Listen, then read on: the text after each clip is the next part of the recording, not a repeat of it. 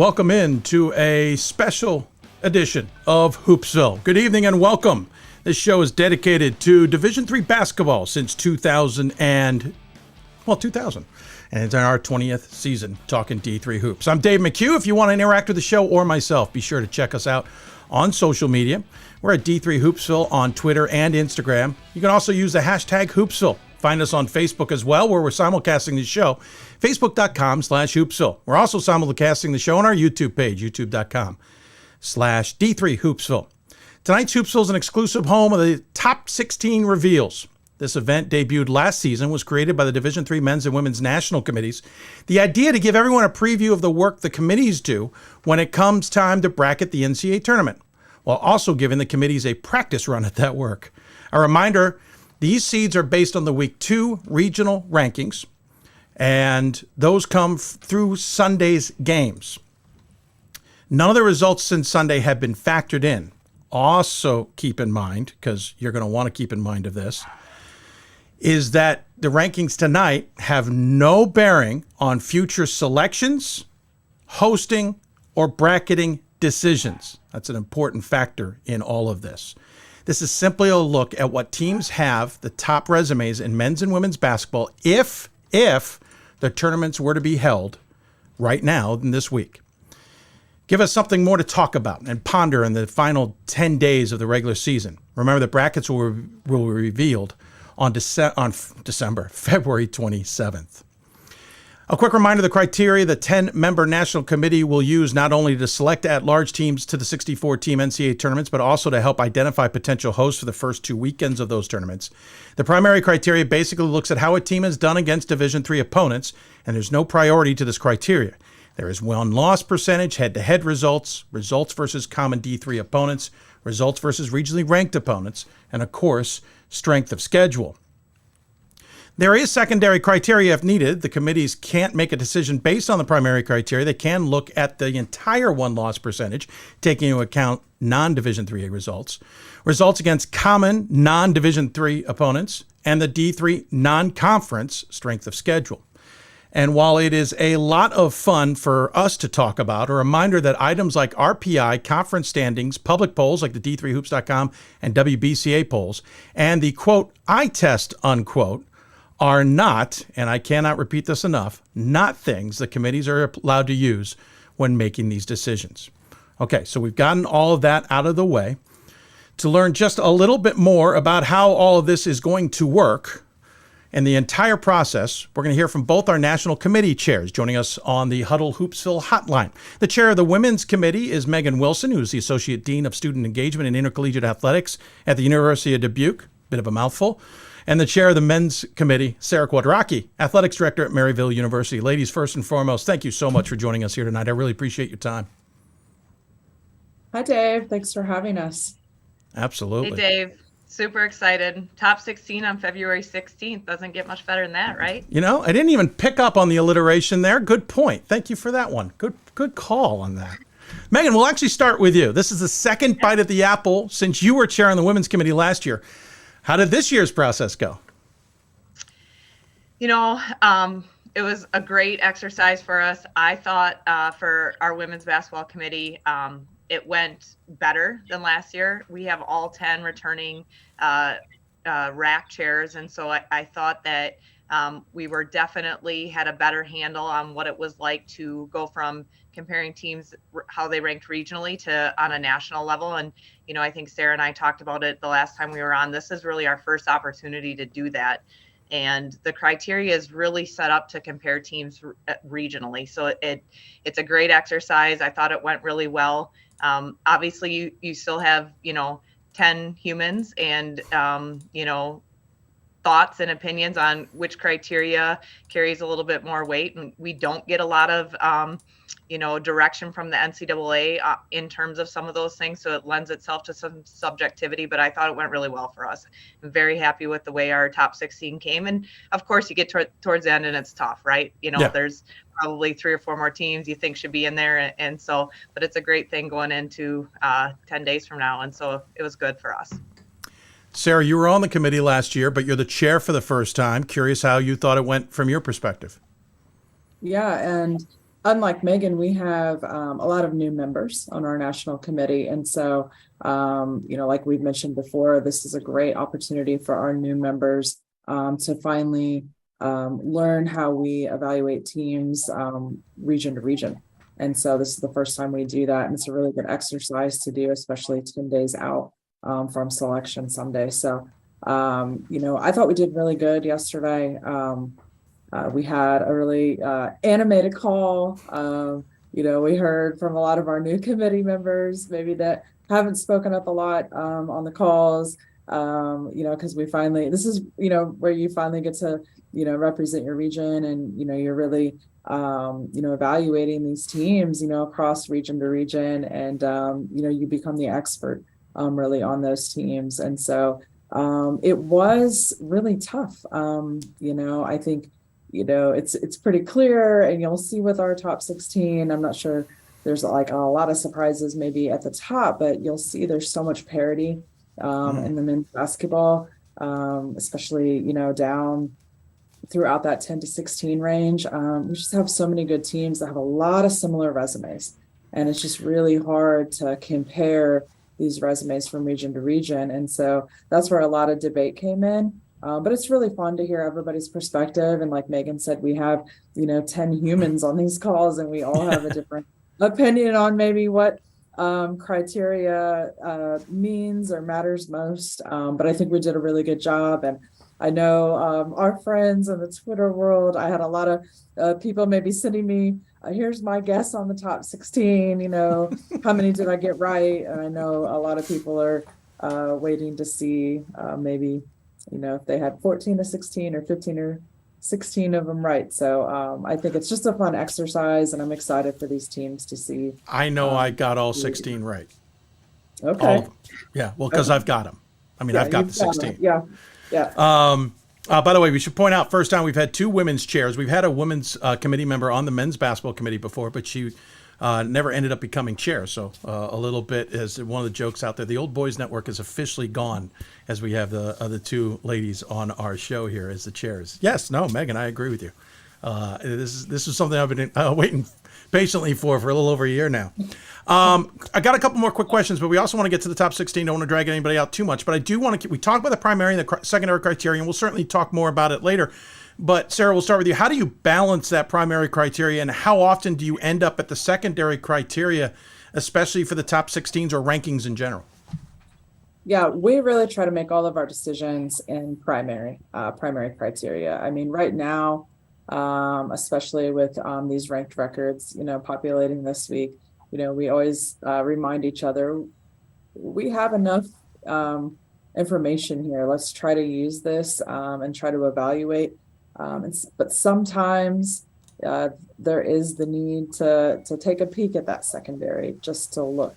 And Sure. We're really only looking at that, that secondary that second non-conference SOS. That's really what we're looking at. That's the only secondary criteria that we're really looking at. But that is very rare that we're going to make a critical decision, I would say. On that based alone, we really try to look at the primary criteria because there is, a lot of information there if you can really dig down and make those decisions on primary. Megan, similar, a little bit different? Pretty similar. I would say we rarely try to go to secondary as well. And on-conference SOS is generally the only category in secondary that gives us much data. Yeah. I would say we do it when we're splitting hairs. We have, a very, very similar resume, similar ranked wins or results versus ranked, no head-to-head or common opponents is a wash. And a lot of times when we look at the drill down of SOS, that can, help us with that category, but, similar records. So very rarely, but I'll say, probably in a couple instances when we did this top 16, I remember us saying, well, they have a great non-conference SOS. And, when you're trying to split hairs, that helped us a little bit, but try to stay away from it. We're going to reveal the top 16 in a moment. Megan, starting with you, what are some of the things you want people to keep in mind when viewing these and even the general regional rankings? I think everything can change week to week. I think that's what's so great. Like even last night, I'm at our men's and women's home doubleheader watching some results play out. I'm just like, oh, why'd they do that to me? Like in the top 16. So it's a fun time of year. I think you covered a lot of it, right? Bids close on Friday. So for anybody watching and not sure if your AD got your bids in or not for hosting, the women have precedence in the first and second rounds this year. So that's something that will come into play.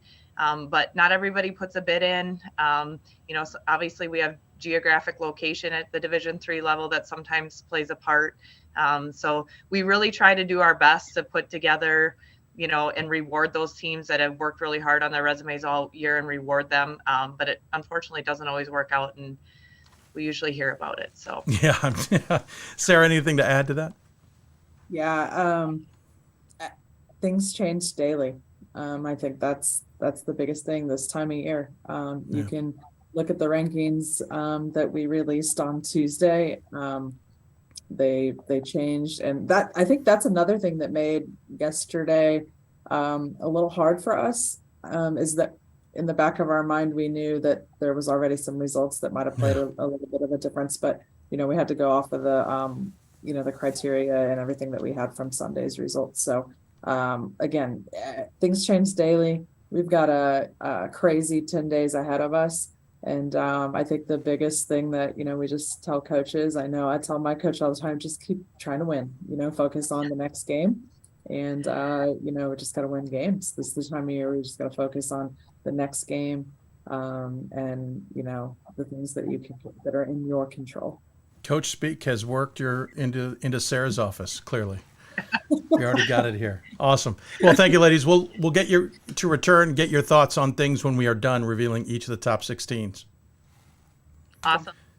Before we begin, a couple of notes on our process. We will reveal these seeds starting at number 1, and we will start with the women. Also, we're going to reveal the first half of the seeds before switching to the men's rankings. If you're not following along, you'll figure it out pretty darn quickly. And with that, let's get underway. We start with the women's top seed. And at number 1, the top seed in the process is the Smith Pioneers. Lynn Hersey's squad is 22-1 through Sunday's games, a perfect 9-0 in new MAC play. They sit atop the Region 2 rankings and have been a top 10 program for much of the season so far. They are led by junior Morgan Morrison, who leads the conference in 3 categories, including scoring at 18 points a game, along with rebounding and field goal percentage. They also have Ali Yamada as the conference's best 3-point shooter, and Caitlin Pikunka, the preseason All-American, who is second in the conference in scoring. Smith has already clinched the new MAC regular season title and looking for a 5th NCAA tournament appearance in program history. The number 2 seed in the women's top 16 is Scranton. The Royals are led by first-year head coach Ben O'Brien and are one of 3 undefeated teams in Division III at 23-0 through Sunday's games, and narrowly avoided the upset attempt by Elizabethtown on Saturday. Scranton has wins over 4 teams receiving top 25 attention, including DeSales and Wartburg. They have allowed 60 or fewer points in 20 of 23 games while allowing only 49 points per contest. Scranton also features 4 players in double figures offensively: Casey Cranston, Bridget Monahan, Maddie Ryan, and Sam Raja. Scranton has appeared in 34 NCAA tournaments and 38 total national women's tournaments dating back to the AIAW before the NCAA. The number 3 seed is the undefeated Captains of Christopher Newport. CNU is considered a top team in both polls, but remember, those do not play a role in this process. Bill Broderick's squad has lost just 1 game since December of 2019, that being in last season's NCAA third round, a 5-point defeat to Trinity, Texas. The Captains are 66-1 in that stretch. Christopher Newport actually features the longest active road winning streak in the entire NCAA, men and women combined, having won 30 times on their opponent's home floor. They are just the 5th team ever to reach that milestone. Though CNU is hoping the tournament has to come through Newport News this season. Christopher Newport has 11 players who average more than 10 minutes a game and are known for their chaotic full-court defense known as Captain's Chaos. And while the team averages more than 88 points a game offensively, no player averages more than 8.5 points per game. At number 4, Hello, NYU. The Violets are having a terrific season.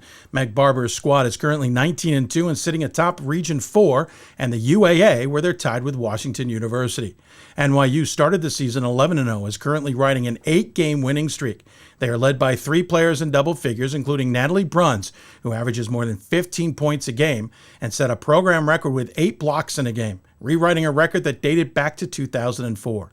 New York University is building off of last season's 25-2 campaign, which saw them advance to the NCAA quarterfinals. At number 5, welcome the Pioneers of Transylvania, who are known for their bat logo and are flying high at the 3rd undefeated team in Division III. Transy is 22-0 through Sunday's games and dominating the HCAC, clinching their 5th straight conference regular season title in their last game. In that game, senior Kennedy Stacy grabbed her 500th career rebound while scoring her 1,000th point. Coach Julie Folk's squad has lost just 1 game in the past 2 seasons, the lone loss coming at the hands of Trine University in a 7-point defeat in last season's NCAA quarterfinals. The Pioneers are outscoring their opponents by more than 27 points per game, allowing less than 46 points per contest.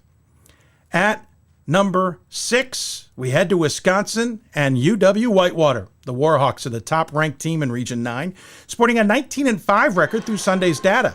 Kerry Carollo's unit had a magical run last season, advancing all the way to the national title game in Pittsburgh before losing to Hope 71-58 to finish as the D3 runner-up. This year's team is led by Kerry's daughter, sophomore Casey Carollo, who's averaging 15.5 points per game along with 7.5 rebounds. She also leads the team in blocks and is 3rd in assists. Whitewater has the top seed for the upcoming WIAC tournament, hoping to use Catchell Gymnasium to advance to another NCAA tournament. Which brings us to the 7th team on the women's side, and it's the Babson Beavers. They are 2nd in the Region 2 rankings behind Smith with a 19-4 record through Sunday. Babson is led by Judy Blindstrup, who is 11th all-time in Division III history with 712 victories with 18 seasons of 20 or more wins, 10 of those coming since 2009. Babson made it to the NCAA tournament last season as an at-large candidate, but their season ended in the 2nd round to Scranton. Senior Megan Bauman is the all-time career leader and single-season leader in assists, while also ranking as the best free throw shooter in program history. She's 11th all-time in scoring with more than 1,100 points. Babson has also had an impressive 4-1 mark this season against the top 5 in the NESCAC conference. The 8th team in the women's top 16 is Trinity of Texas. Cameron Hill's squad has been one of the more consistent Division III teams in Texas since he arrived ahead of the 2012-2013 season. The Tigers are atop the Region 10 rankings with 1 lone loss coming this month on the road at Colorado College. Trinity advanced to the quarterfinals last season, knocking off then undefeated Christopher Newport in the 3rd round before losing to host Amherst 1 game before the semis. Trinity is outscoring their opponents by more than 27 points a game, scoring nearly 87 points a game on offense.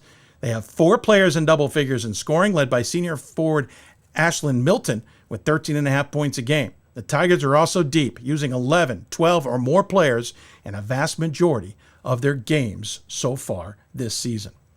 And that does it for the women's first 8. We'll get a quick peek at those women's first 8 here. Give me a moment. There we go. You can see the recap of those first 8 on your screen. A terrific group of teams and only 1 repeat regional squad.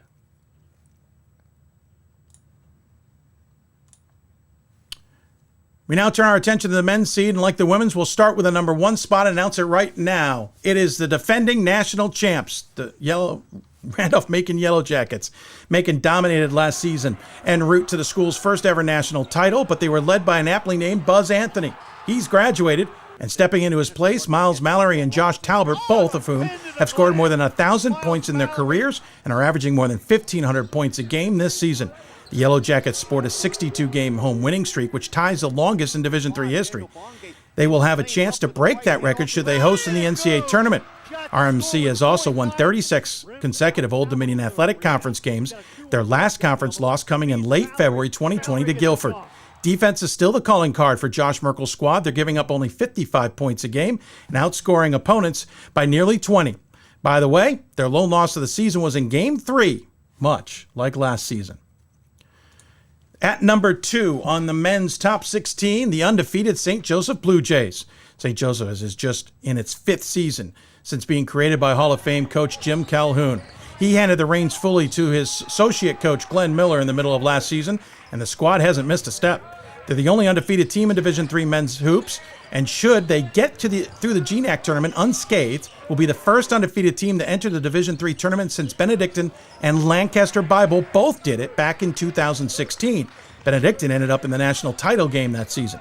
The Blue Jays are the top-ranked team in Region 1, which features nothing but NESCAC teams otherwise. St. Joseph features big-time wins over UW Oshkosh, Illinois Wesleyan, Tufts, and WPI so far this season, and are led by a number of seniors or graduate students, 3 of which are in double figures scoring.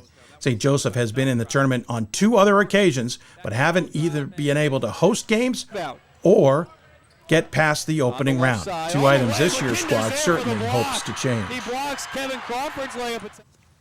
At number 3, Middlebury. The Panthers are where we see more losses in the data, but very strong resumes. Middlebury is 19-4 and sits right behind St. Joseph in the Region 1 rankings. Jeff Brown's squad has played well for much of the year, but is coping with having lost 2 of their last 3 games. Middlebury finished in a 4-way tie atop the NESCAC standings. They're led by Alex Sobel, who not only has scored more than 1,000 points in his career, he's a dangerous shot blocker, deciding the outcome of games with his abilities. Middlebury is also a tough place to play. The Panthers are 25-2 in the last 2 seasons at home. The Panthers are looking to lock up a 5th conference title when they start the tournament play on Saturday. They also hope to make their 11th trip to the NCAA tournament in the last 14 seasons.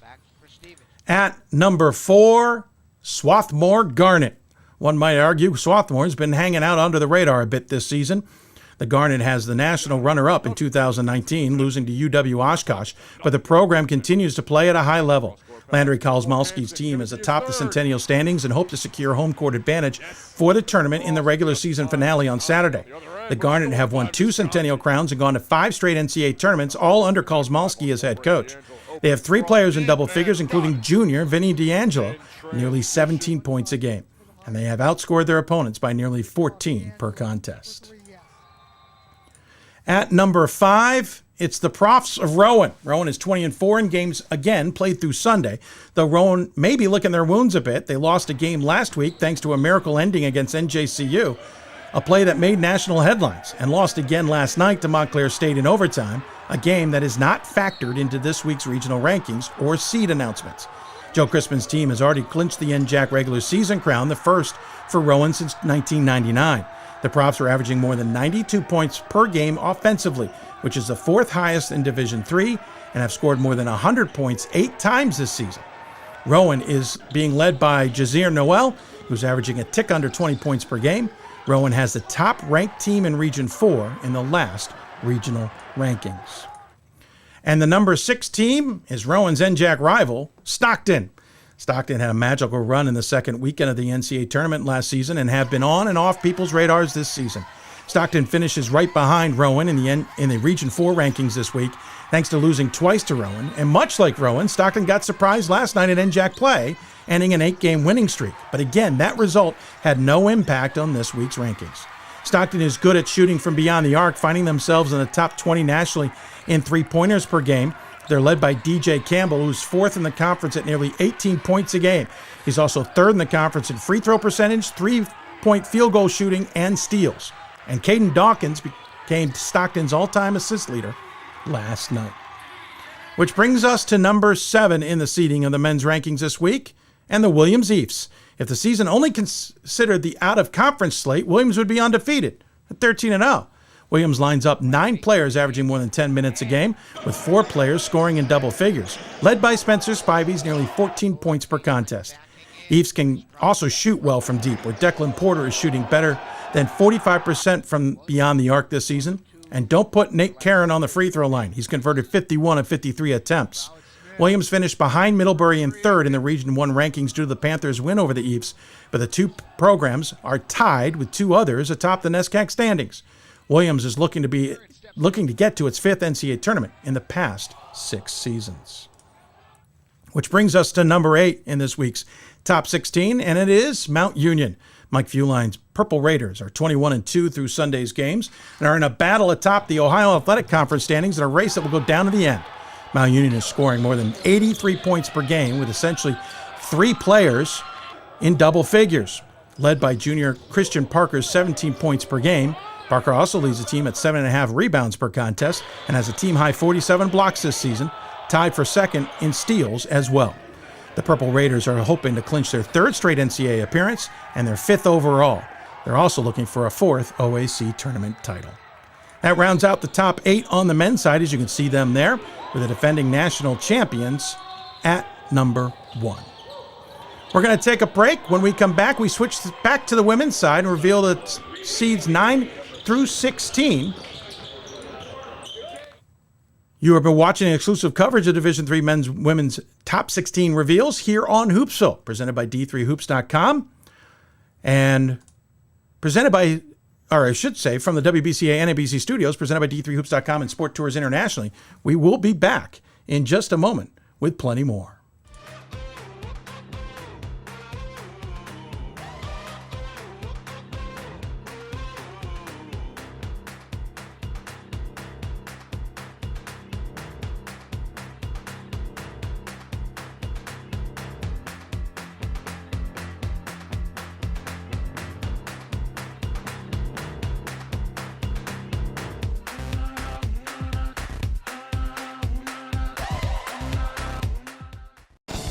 These are your teams, your players, your community of fans. This is where they play, where they practice, where you cheer. At every meet, every event, every game. Your community is passionate, dedicated, supportive. You know the tension of a close game and the thrill of the win. So while you're cheering, keep an eye out for anything out of the ordinary. If you see something suspicious, say something to local authorities. It starts right when you hit the court. You imagine your finest moment. The game-winning shot that gets you to the dance, a monster dunk or no-look pass, and cutting down the net. Sports lets us dream of our own success and prepare us for our finest moments on and off the court.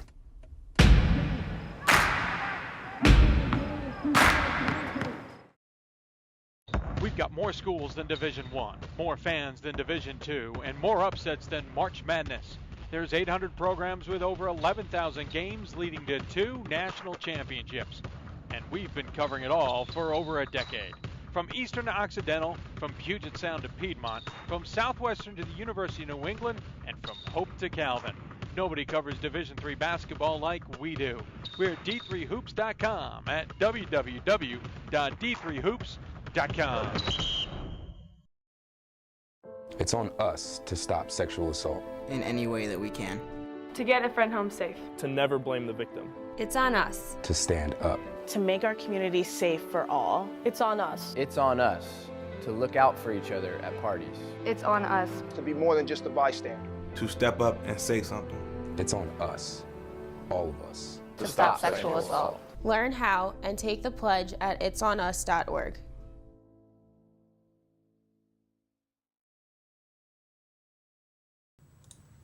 And welcome back. You're watching exclusive coverage of the top 16 reveals for Division III men's and women's basketball. Hoopsville is the exclusive home for this year's announcements, and I'm Dave McHugh. We've already revealed the top 8 for both men and women. It's now time to see who the top, or the remaining numbers 9 through 16 are for both men and women's basketball. Remember, this is based on the Week 2 regional rankings and data and results through Sunday's games. Results since Sunday are not factored into these decisions. Also a reminder, this is simply a look at how things might line up at the NCAA tournament started this week. A lot can change in the next 10 days. So let's get back to it, and we'll go back to the women's side, and we start at number 9. It's the Ohio Northern Polar Bears. ONU has a 20-3 record through Sunday's games. Mark Heilsman's squad has already clinched the Ohio Athletic Conference regular season title, meaning the OAC tournament will have to come through at Ohio should they continue to win. ONU has 3 players in double figures, led by Bryn Serbin, who has more than 14 points a game, 6 rebounds, and 4.5 assists, along with 3 steals per game. And last night, she broke the all-time program record for career steals, surpassing a record that stood for 9 years. ONU has been to 9 NCAA tournaments, but not since 2017. That's also the last time they won the ODAC tournament title. At number 10, it's the Tufts Jumbos. Tufts is 18-6 so far this season, but has a strong strength of schedule resume and results versus other opponents. They are the top-ranked team in the latest Region 1 rankings. Jill Pace's team has played some toughest programs in the country this year, including NYU, Scranton, Stevens, and their NESCAC foes Amherst, Williams, Trinity, and others. Tufts is led by 3 players in double figures, but it's Maggie Russell's stats that jump off the page. Russell is averaging a double-double with nearly 19 points and nearly 11 rebounds per contest. She's also second on the team in steals and third in assists. Tufts hopes to make it to their 14th NCAA tournament since 2008 and their 11th in a row. They've made it to 2 national title games, but have not won it all as of yet. At number 11, welcome Washington University of St. Louis. The Bears are 16-6 after missing a last-second shot against NYU on Sunday on the road. Randy Henderson's squad has also played a number of difficult opponents this season, playing 9 games so far against regionally ranked opponents, and have withstood a 3-game losing streak in December to rise in the rankings. WashU is led by 3 players in double figures and 2 scoring more than 15 points a game. Maya Arnott and Jessica Brooks. Arnott also leads the team with 8 rebounds a contest. WashU hopes to return the NCAA tournament for the first time since 2019, which ended a run of 31 straight appearances. At number 12, it is Trinity of Connecticut. The second NESCAC and Region 1 team makes the top 16 in the Bantams. Trinity has won 20 games for the first time since 2000 and only the 3rd time ever, though the team is licking their wounds a bit right now in the midst of a losing 3 of their last 4. The Bantams are led by Riley Campbell, who averages a double-double this season with 16 points per game and over 11 rebounds per contest. She's shooting better than 58% from the floor. It is a deep team that usually plays 9 per game for Emily Garner. Tufts hopes to get rolling again and make their way to the only 3rd NCAA tournament appearance in program history and first since 1997. Trinity wouldn't mind getting all the way to the national semis because their Ray Oostings Gymnasium will host the Division III women's semifinals in Hartford, Connecticut on March 18th. Which brings us to number 13, and it's a lucky number for Baldwin Wallace. The Yellow Jackets are the second-ranked team in Region 7 this week, sporting a 20-3 record. Sherry Hara is in her 33rd season in charge of BW and has led her team to 31 consecutive winning seasons and more than 650 career wins. BW has made it to 16 NCAA tournaments, including 6 third-round appearances. The Yellow Jackets are led by sophomore forward Bella Valiant, who is averaging a shade under 11 points a game and 6.5 rebounds.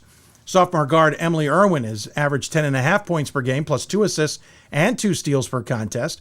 Baldwin Wallace actually beat their rivals Ohio Northern in an overtime earlier this season, something they may need to do again to clinch another OAC title and NCAA tournament appearance.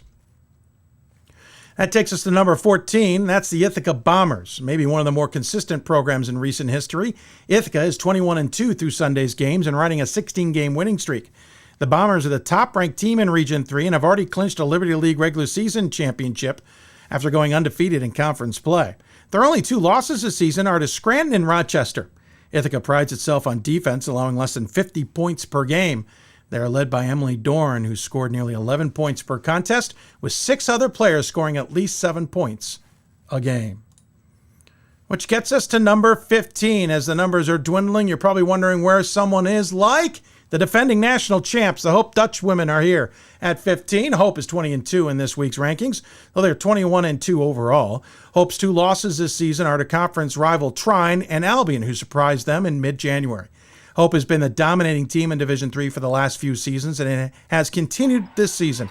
They have outscored their opponent, or they have scored, nearly 90 points a game, while only giving up 55 points, which is outscoring your opponents by 34.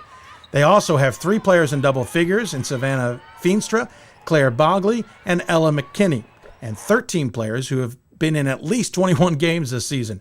While this year has been a bit different, Brian Morehouse's squad is still one of those teams that most do not want to play or face, especially in the NCAA tournament, nor at DeVos Fieldhouse in Holland, Michigan. Which brings us to our final one, and rounding out the top 16 in Division III women's basketball after week 2, the University of Chicago. The Maroons are the 3rd UAA team to make the top 16, besting any other conference in that category. Chicago is 3rd in the Region 8 rankings, Joining Region 7 is the only two regions with 3 teams in the top 16. Maria Williamson is in her 3rd season and has guided the Maroons through another stellar season. Chicago's trying to gather themselves as a challenging UAA schedule has caused them to lose 3 of their last 5. However, don't overlook the south side of Chicago. The Maroons have 3 in double figures scoring in senior Gracie Hines and junior Sophia North and Marissa Powell, all 3 of which also are the tops in rebounding, assists, along with Ellie Gross and Malor Brodnick, among others. Chicago is hoping to get back to the NCAA tournament for the first time since 2020 and the 9th time in program history. So that brings us to the entirety of the top 16 on the women's side. There you can see it, 1 through 16, starting with Smith and finishing with U Chicago. A pretty impressive group, to say the least. And now we're going to be joined by Megan Wilson back on the Huddle Hoopsville hotline. We now know that we get the rankings in each of the top 10 regions ordered properly can be challenging. Megan, how does ranking the top 16 compare, though?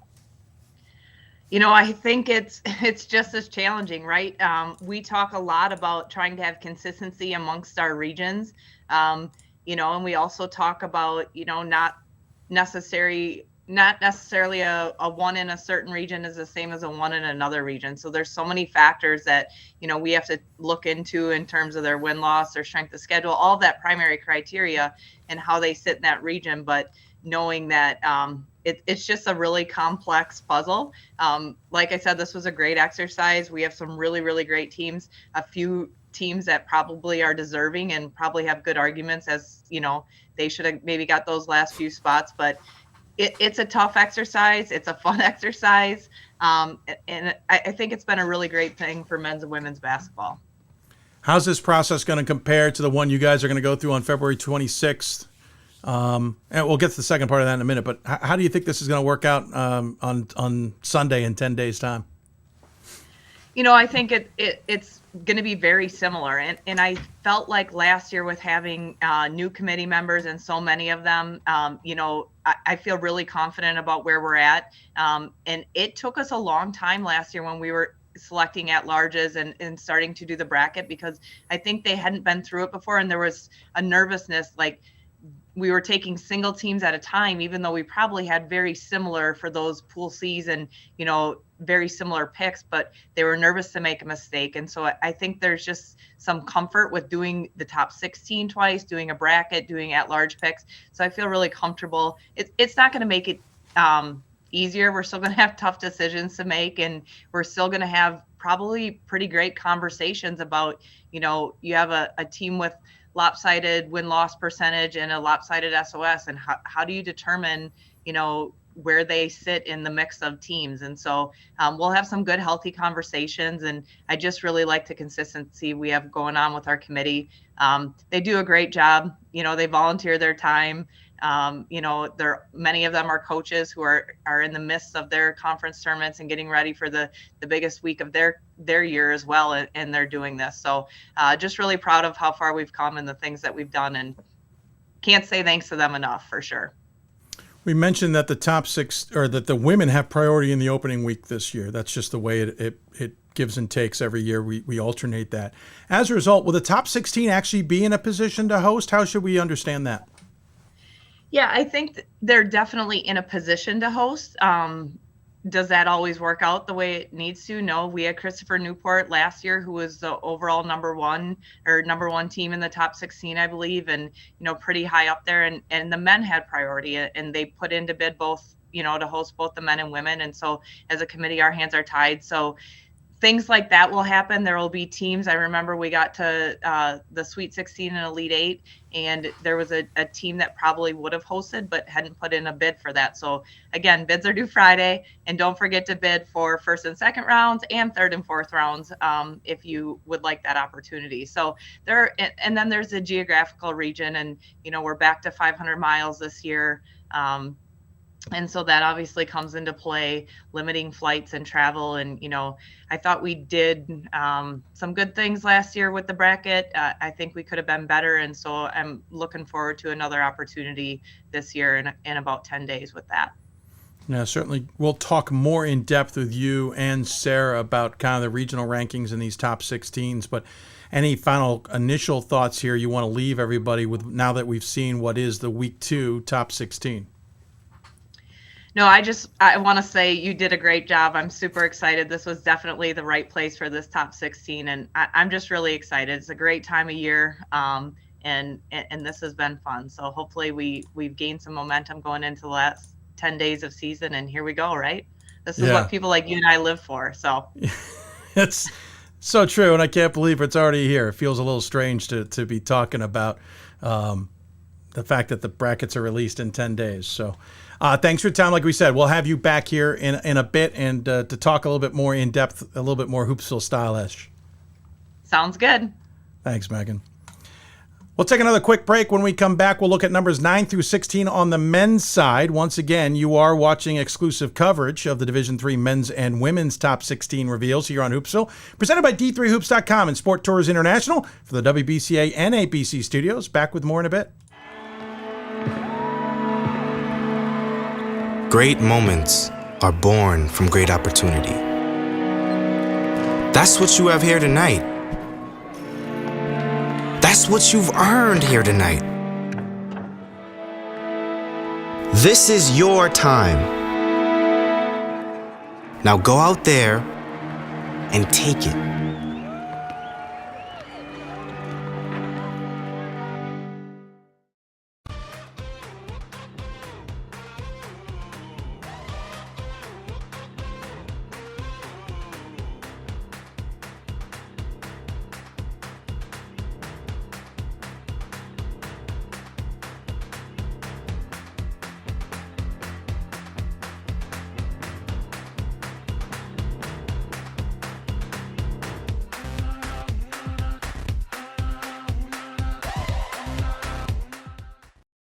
It's on us to stop sexual assault. In any way that we can.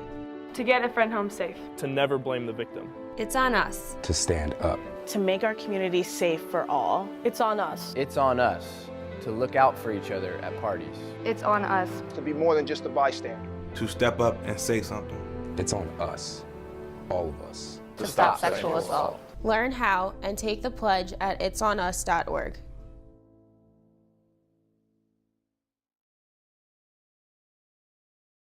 There are over 480,000 college athletes. Only 2% will go pro. That means over 470,000 will not get a shoe contract. No autographs. No private jets. No fan clubs. No Hall of Fame inductions. Instead, they will walk away with something much more valuable.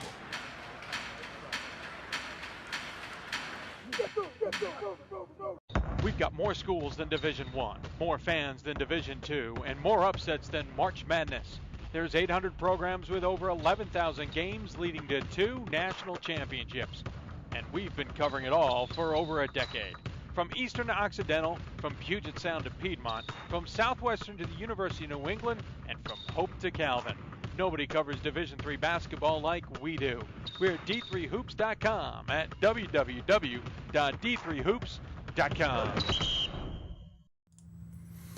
Welcome back. We're in the middle of the top 16 reveals for the Division III men's and women's basketball, Hoopsville's exclusive home for this year's announcements. I am Dave McHugh, your host. We've already revealed the top 8 for both the men and all of the top 16 for women. It's now time to see who our number 9 through 16 are on the men's side. Remember, this is based on Week 2 regional rankings and data, along with results through Sunday's games. Results since Sunday are not factored into these decisions. Also a reminder, this is simply a look at how things might line up if the NCAA tournament started this week. A lot can change in 10 days. So let's get back to the seeds. And for the men, we go to number 9, and it is John Carroll University. The Blue Streaks are 21-2 so far in the rankings, along with being 15-1 in the conference at this point. They are now tied with Mount Union in the conference standings after a big upset last night. JCU did finish a perfect 12-0 at home and hope they can ride a home court to another OAC title. Pete Moran's squad has 4 wins over regionally ranked opponents this season, including Mount Union, and have gone from last to first in the OAC after finishing 2-13 last season. The Blue Streaks are hoping to punch their first ticket to the NCAA tournament since the 2017-2018 campaign.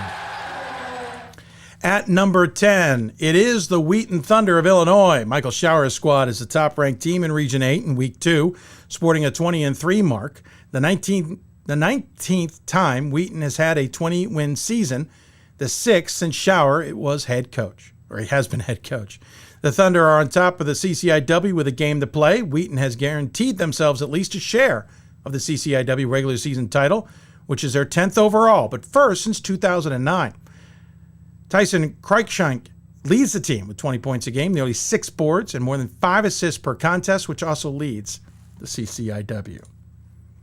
At number 11, welcome back, Hampden-Sydney. The all-male institution has a storied history in basketball, but it's not been in the NCAA tournament since 2013. Also, the last time they hosted an NCAA tournament game at the Fleet Center took place in 2013. Caleb Kimbrough has turned the Tigers around in just his 4th season as head coach. The team is its first 20-win season, and since, again, 2013. Hampden-Sydney is led by junior Davidson Hubbard with over 14 points and 54% shooting, along with 8+ rebounds per game. Senior Ryan Clements has nearly 12 points per game, with team captain and junior Adam Brazil scoring more than 10 points per contest as well. 3 of the Tigers' 4 losses this season came in the opening 5 games of the season. They've only lost to Randolph-Macon since, and sit second, in the ODAC standings. At number 12, you'll look familiar, the Christopher Newport Captains. After starting the season at a 9-game winning streak, CNU finds themselves on a current 7-game win streak. At one point this season, the Captains were the top team in the national polls. D3's Coach K, John Krikorian, has a dangerous team to face up against, with junior John Hines leading the way with 17 points a game and more than 5 rebounds.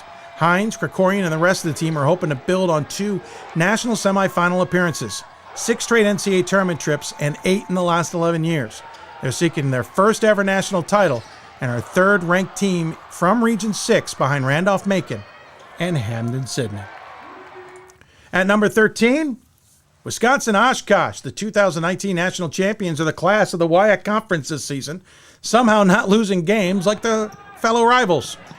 The Titans wrapped up their 2nd straight regular season conference title and 3rd in 5 seasons and are on an 11-game winning streak. They only allow 61.5 points per game, that's 15th best in Division III, and hold opponents to below 42% shooting. Senior forward Levi Borchert leads the conference in rebounding, while senior guard Eric Peterson is tops in steals. Head coach Matt Lewis has won the national title as an interim head coach, has 3 regular season conference titles, and hopes to add a 3rd WIAC Conference tournament title to his resume. Which brings us to number 14, and it is Case Western Reserve. The Spartans are the top UAA team in the top 16 rankings. CWRU had a breakout season last year when they caught fire late in the season, rolling into the NCAA second weekend before being upended at home by Mary Hardin Baylor in the quarterfinals in overtime. Todd McGinnis' Spartans have figured out how to retool themselves, and despite some bumps and bruises in the UAA action, they have tied atop the conference with WashU. Transfer graduate student Danny Freunham leads the team in conference, along with being 4th in Division III at over 7 assists per game, and is closing in on the single-season assist record, which was set last season by Griffin Corniker. Freunheim also averaging nearly 13 points a game, though the leading scorer is Mitch Pendergrass, who returned for a graduate season and is scoring more than 18 points a game. Those 2, plus others for Case Western Reserve, make the Spartans a tough team to face, especially if at home in NCAA tournament play. Just 2 teams remain in our top 16, and at number 15, it's the Spartans UAA foe, Washington University of St. Louis. Pat Yuckum's squad is 17-5 so far this season, and as mentioned, tied with Case Western Reserve atop the UAA standings, thanks to a loss on the road to NYU on Sunday. The Bears are led by Drake Kinsfader and Charlie Jacob, both of whom are scoring more than 13 points a game. Drake is leading the team with 6 rebounds per contest, as well as Hayden Doyle is also in double figures in scoring at over 10.5 points per contest. The Bears hope to make the NCAA tournament for the first time since 2020, the second time under Pat Yuckum.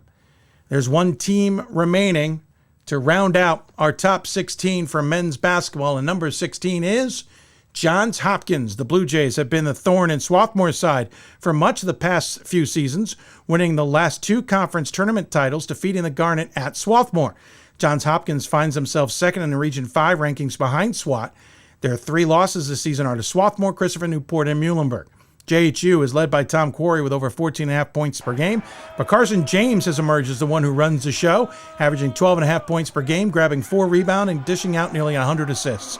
But don't overlook the rest of this team. Josh Leffler will tell you that they are likely deeper than any other team he's coached in Baltimore and have plenty of offensive options. So that is your men's top 16. Bear with me. There, we just got to find what we're looking for there. There we go. Your top 16 on the men's side look like that through the Week 2 regional rankings. Certainly an impressive group, to say the least, and one that will certainly garner some attention, I would say. To join us to talk about all that is the chair, once again, of the Division III Men's National Committee. It is Sarah Quadracki. And Sarah, you got to sit back and relax for a little bit there. First and foremost, a lot of parity in men's basketball this season, and that means more losses. How has that impacted the rankings, in particular those top 16s? Well, first off, Dave, you just crushed that, my friend. Like, great job. I just was like getting caught up there and I had to log back on. So thank you so much. Like, you just really crushed that. So thanks. Great job. Definitely. I'm so glad we made this decision. So congrats to you. Appreciate that. As you guys can see, I think the biggest thing, I think I heard Megan say this too, like the biggest thing with the top 16 and how we start comparing is, I think I heard her say it, like not all regions are the same. Not all number ones are the same. If you look at our top 16, we have 7, we only have 7 number ones, we have 6 number 2s, and we even have, 3 number 3s in there, in those regional rankings. So there's just a lot of parity. It's just, it's so hard comparing these regions to each other. And I think another thing, and I don't think we've mentioned it yet, Dave, is that how we're voting these teams in. I think it's important for everybody to realize, and especially for this exercise, that the number ones of each region are like on the board. And so, a number 2 can't get voted in until that number 1 gets voted in.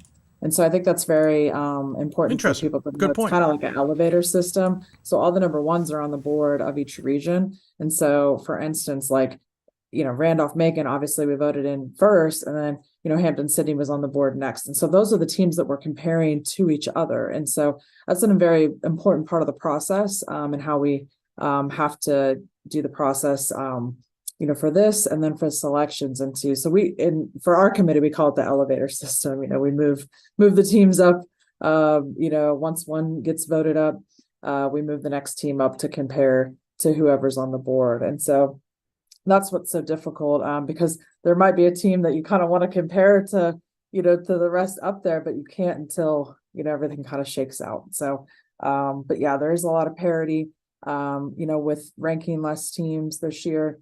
There also is not, that large number of regionally ranked wins. So we really had to evaluate and what those wins meant and the quality of wins that were in those records. And so we really spent a lot of time, as you can see, if you really look into those regionally ranked wins, who they were against, the rankings of those teams, who had the better wins at the end of the day. That's kind of how we made decisions. What items are going to impact not only the top 16s in the next 10 days, but how you end up bracketing this group as well? Obviously the women do have priority. So you might have seen there are some same teams that are ranked, right? In the top 16. So that, not that again, that the teams that are ranked today will, be hosting. But obviously, working, Megan and I have had a pulse on this for, weeks. We talk all the time. So just making sure that we're staying in touch here throughout the next 10 days, and especially next weekend. We'll both, be in Indy, I'm sure, just a room away, watching the AQs come in and the teams come in, making sure we're getting those hosting sites together.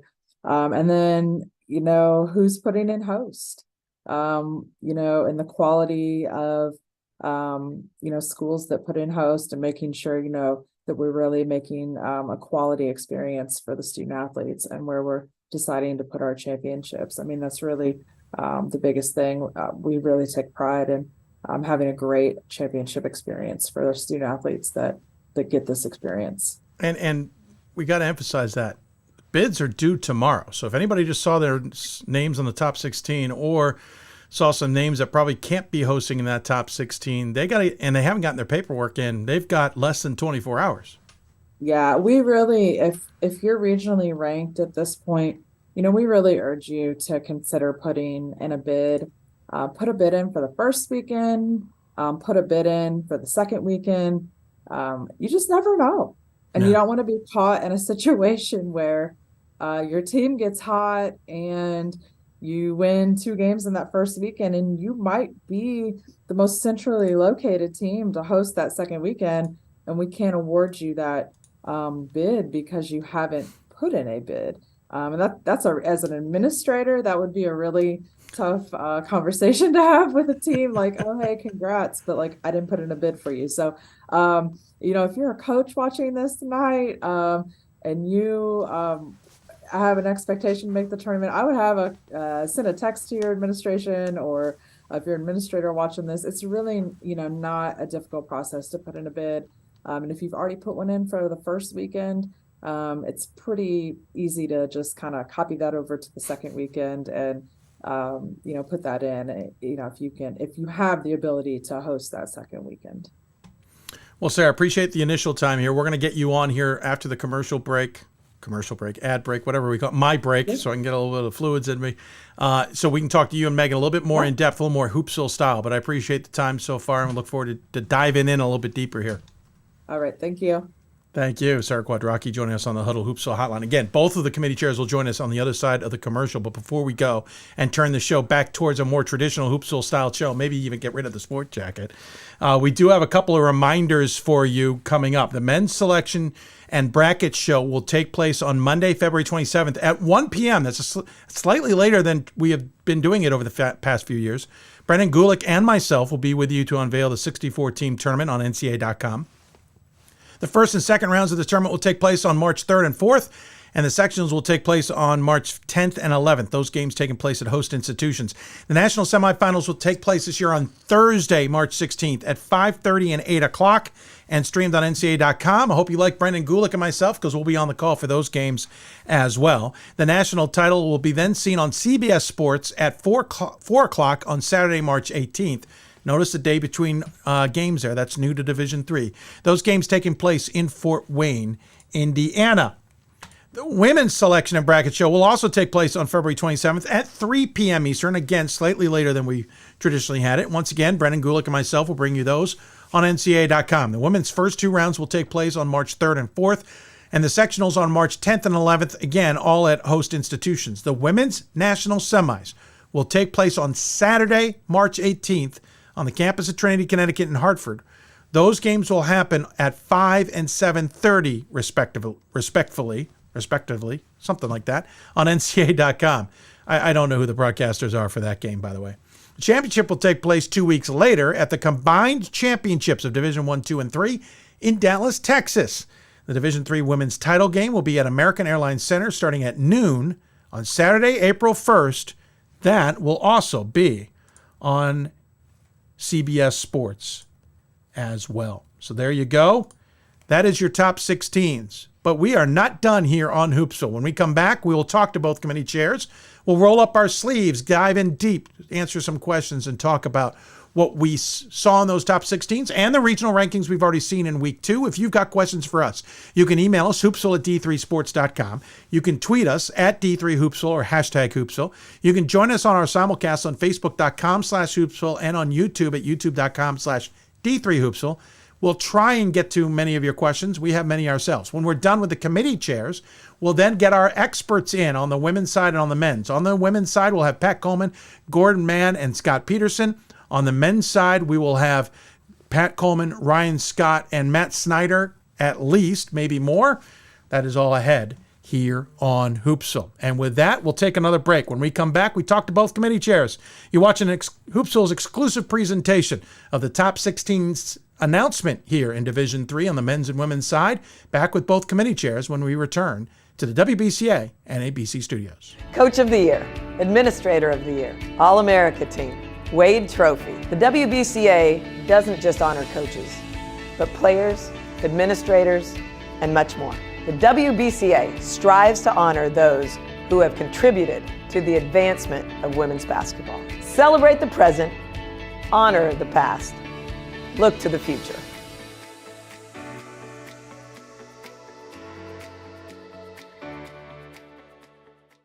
For the love of the game, but for those of us who are Division III student athletes, it's more than that, a lot more. Sure, the game is important, but as we work so hard to build both mind and body, it's more about team.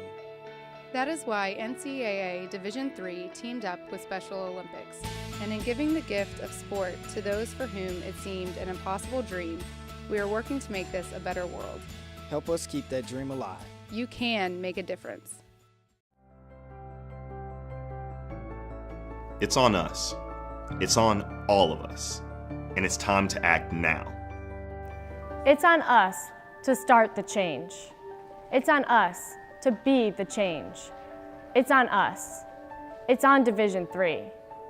It's on all of us to stop sexual assault.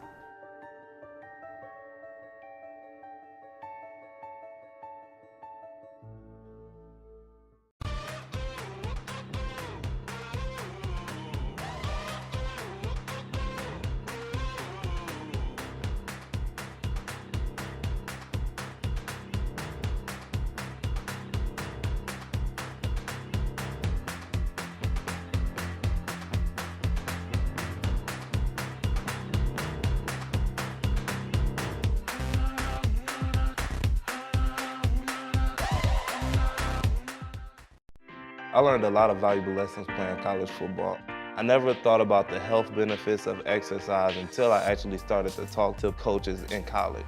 It's not only just for performance, it's for life. My coaches instilled the importance of well-being, not only building up strength, mental health, getting enough sleep, eating properly is all what it is to be healthy. I decided that I want to go on a personal trainer and share my knowledge that I obtained in college about physical and mental well-being. Coach of the Year, Administrator of the Year, All-America Team, Wade Trophy. The WBCA doesn't just honor coaches, but players, administrators, and much more. The WBCA strives to honor those.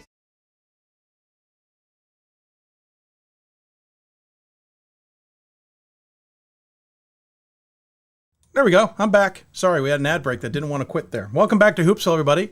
We now have our donation drive up. We should mention that. We are raising funds for Hoopsville. That is not an updated total. I need to go through that. We've had quite a few donations in the last few days. Certainly appreciate it. By the way, the merchandise sale is still up. We have extended it to Sunday because it wouldn't impact shipping. So you have until Sunday to buy shirts and stuff. We'll talk a little bit more about that later in the program as well. But our fundraising goal, as you can see, is there.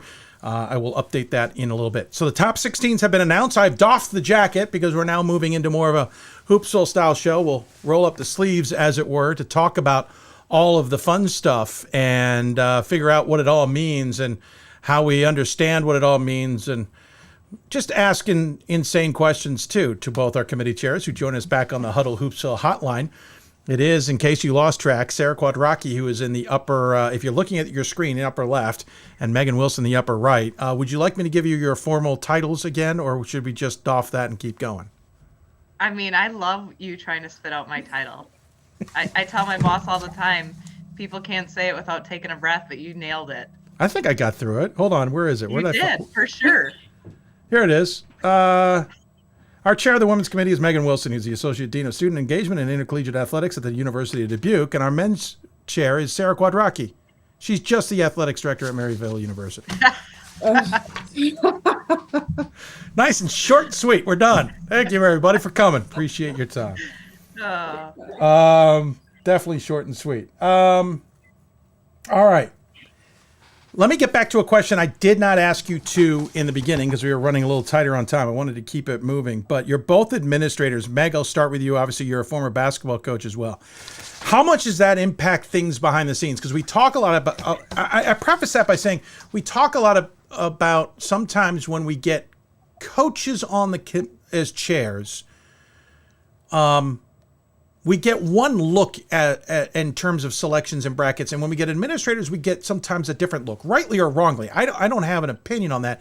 It's just you get a different perspective on things, and Megan, you kind of have for both. So, Megan, I'll start with you. How does your administrative role battle your coach's role in a sense when you're doing this work? Yeah, I think I have a good perspective. I think sometimes when you have some administrators that don't have a basketball background, it makes it a little bit tougher for them to kind of understand the rigors of scheduling and season and the ability to control or not control your non-conference schedule, budgetary restrictions. So I think it's important to understand where the coaches come from. I think as an administrator, you kind of have a little bit wider lens and you can kind of look at some of those things. But I really think that I've seen some administrators struggle without that basketball background or that coaching background to kind of understand the numbers and how things fall into place. Do you battle with your coach side, though? Understanding sometimes you wish the eye test would take place or something else along those lines? 100%. I'm sure most of the women's basketball coaches in the country can't wait to get me out of this chair seat. But, this is like my tie to the game. I love this so much. I think I'd stay on the committee forever if they'd let me. So maybe I'll just have to come back next year and just be the analytics people. We'll talk about deep dive teams with you guys. Don't be surprised if you get a phone call because I might need mock selection people on Sundays, and I usually like calling former committee members. Megan, I did notice you changed jobs, and you were smart. You stayed in the region, going from Luther to Dubuque, so that you wouldn't accidentally rotate off the committee. So well done, smart play there. We never mentioned that before, but I'll give you credit. Sarah, yeah, I think I have the record for job changes staying in the region. Kelly was making fun of me, so I'm now at my fourth institution at fourth, and haven't left the committee or my region. With the regional realignment, it helped me. So I think you've been on the show also in every role, or at least three of those roles. Yeah, for sure, probably. Sarah, from your perspective as an administrator, and I'll admit, a female administrator of a male sport, there's a different dynamic there. What do you think you're bringing to the table, and how has that impacted the process so far? Well, first of all, I too started in a different school. I don't know if anybody. That's right too. No, you're right. I just remembered that myself. Yeah, that's right. Because I remember when they said you're at Maryville, I went, okay, now I'm confused. Did she move out of the region? But you didn't either. You stayed in. I was at Rhodes. When I was first named to the committee, I was at Rhodes College, and that's right. Even though that's in the same state, it seems like it's like a whole country away because it's like the opposite side of the state. But yeah, luckily that was in the same region. So yeah, I too switched over. But yeah, that seems like a decade ago. But yeah, so yeah, I think I had been on other committees before. I think I just have this like nerdy stats sport background because I started as an SID, and that was my first job, my first love in sports, and I think I immediately kind of came on the committee and proved that I got it, and I had I just gained respect, and I remember one time a coach actually on the committee telling me, I bet you're a great athletic director to work for. And so I think, that actually was one of the most inspiring comments I think that anybody's ever made to me, because here I am as a woman on the men's committee with a bunch of basketball coaches, because it's tough. Sometimes I'm like, I wonder if they actually believe me, but I think that, I think I gained their respect because I think I understood, I got it.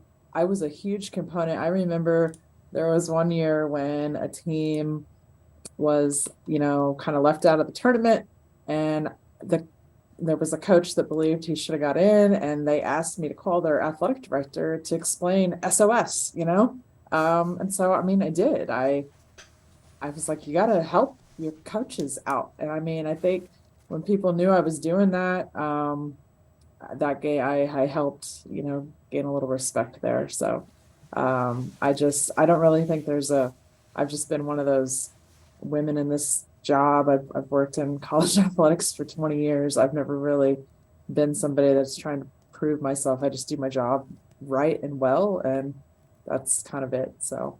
Wow, I hear that. Well, I appreciate the time you two have given us, and I'll say it now, I'll say it up publicly. I've said it off air too. Appreciate you giving us the opportunity to do the top 16s.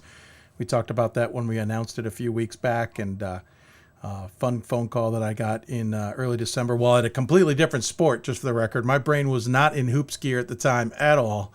It definitely took me a moment to understand what we were talking about, but I appreciate the opportunity, and well, here we are. Let's start with just the rankings in general. We got our first chance to see the numbered rankings. And obviously they always breed questions between primary criteria and how much is weighed and where. And we see the differences between committees, to be blunt. And we always are going to see differences, though it's interesting to see you all kind of ebb and flow from where you are. Sarah, I'll start with you. Yeah. It still feels like the SOS has a lot of weight. In some cases, I say this for the extreme thoughts, maybe too much weight. That sometimes people look at it and go, well, yeah, of course, we should give them credit that they have a great strength of schedule. And if you give me a moment, it reminds me of some other sports top 20, 25 polls where at the end of the season, they're ranking a team at 500 or below. And their answer is, well, look at the conference they play in. And my retort usually back is, great, but they only won half their games. Where is this line between how much the SOS is influencing a win-loss conversation, for example? Yeah, so we've pretty much have a standard going into our rankings where there's an outlier in criteria, whether it be SOS or that win-loss percentage. If there's a strong outlier there on either side, we're really going to take the next best resume that has a full set of criteria and compare it. And if there's a better resume that's well-rounded, we're going to use it to compare. And I think you've already seen that. I think there was some chatter about it in an alphabetical rankings to see like, hey, what about this team, and then last week you saw it in the numerical rankings, and I believe it was you, Dave, that kind of asked, and I said, look, we're not interested in a team that is right at 500, and there was a better resume to compare that had a more well-rounded resume that had a tough win, a better win, some SOS, and just had a better well-rounded resume. And I think that that's our job. That's why humans are involved in this process, so that we can evaluate to have a more well-rounded resume when there's that outlier. So we're not just going to take, congrats, you have this like 600 SOS, or you have this, 22-1 record. But if there's nothing else there, and if there is a resume that's like kind of next up that we can compare, we're going to do that. And I think that we've made that very clear on the men's side, that we're looking for that well-rounded resume. And if there is an outlier in criteria, then we are going to use that, if there is a resume available in that region to compare, we're going to use it. Does that make sense? Yeah, I forgot, by the way, I wanted to back up one quick second before we go back down that road. Since you brought up me calling you yesterday, how did you think the release went? Well, I'm happy that you got all of our records right, Dave. So I'll leave it at that. Thank you. You're welcome. Yeah. Back to our regularly scheduled programming. There's I want to go into that in more depth, but Megan, I want to pivot towards you because the women's side still seems to be a little bit, rightly or wrongly, a little bit more still win-loss percentage based. Though, if you saw that top 16, there are certainly some resumes there, like six loss teams, that have floated up a little bit higher than I think I'm used to seeing on the women's side. What's that conversation like? And where are you guys in terms of what Sarah was talking about there, in terms of, are there, for a baseball reference, Mendoza lines that are just not in the scope of a conversation? Yeah, we had a lot of conversations about that this week. I think we've, as a committee, closed the gap a little bit. I think last year as a whole, we were very win-loss percentage heavy, and we had a hard time overlooking that. Now, I've tried to get our committee to kind of, look at all the categories. Not one is more important than the other, right? Like, so, maybe to me, right, coming up through the WIAC as a student athlete and assistant coach and head coach, and I understand a tough strength of schedule, but that's not necessarily more important than a win-loss. And so we had some conversations. We don't get a lot of direction, right? So I asked my regional committee on Tuesday, and I asked the national committee on Wednesday, is there a point where a win-loss percentage is just too low at this point in the season? They have a great SOS, they have that impressive ranked wins, but it's not a scheduling contest, right? Like, it's not who puts together the most impressive schedule. At some point, you've got to be winning some of those games. And some of those things are out of teams' control, right? The UAA, they're going to have a strong SOS based on their conference. The WIAC, they're going to have a high SOS based on their conference. Some of the teams out east, same thing. And then you're going to get into situations where teams in the south and out west just don't have the opportunities, right? But those are things that are outside of our control as a committee, right? We can only take the numbers as they sit and try to evaluate them the best they can. So we had some conversations.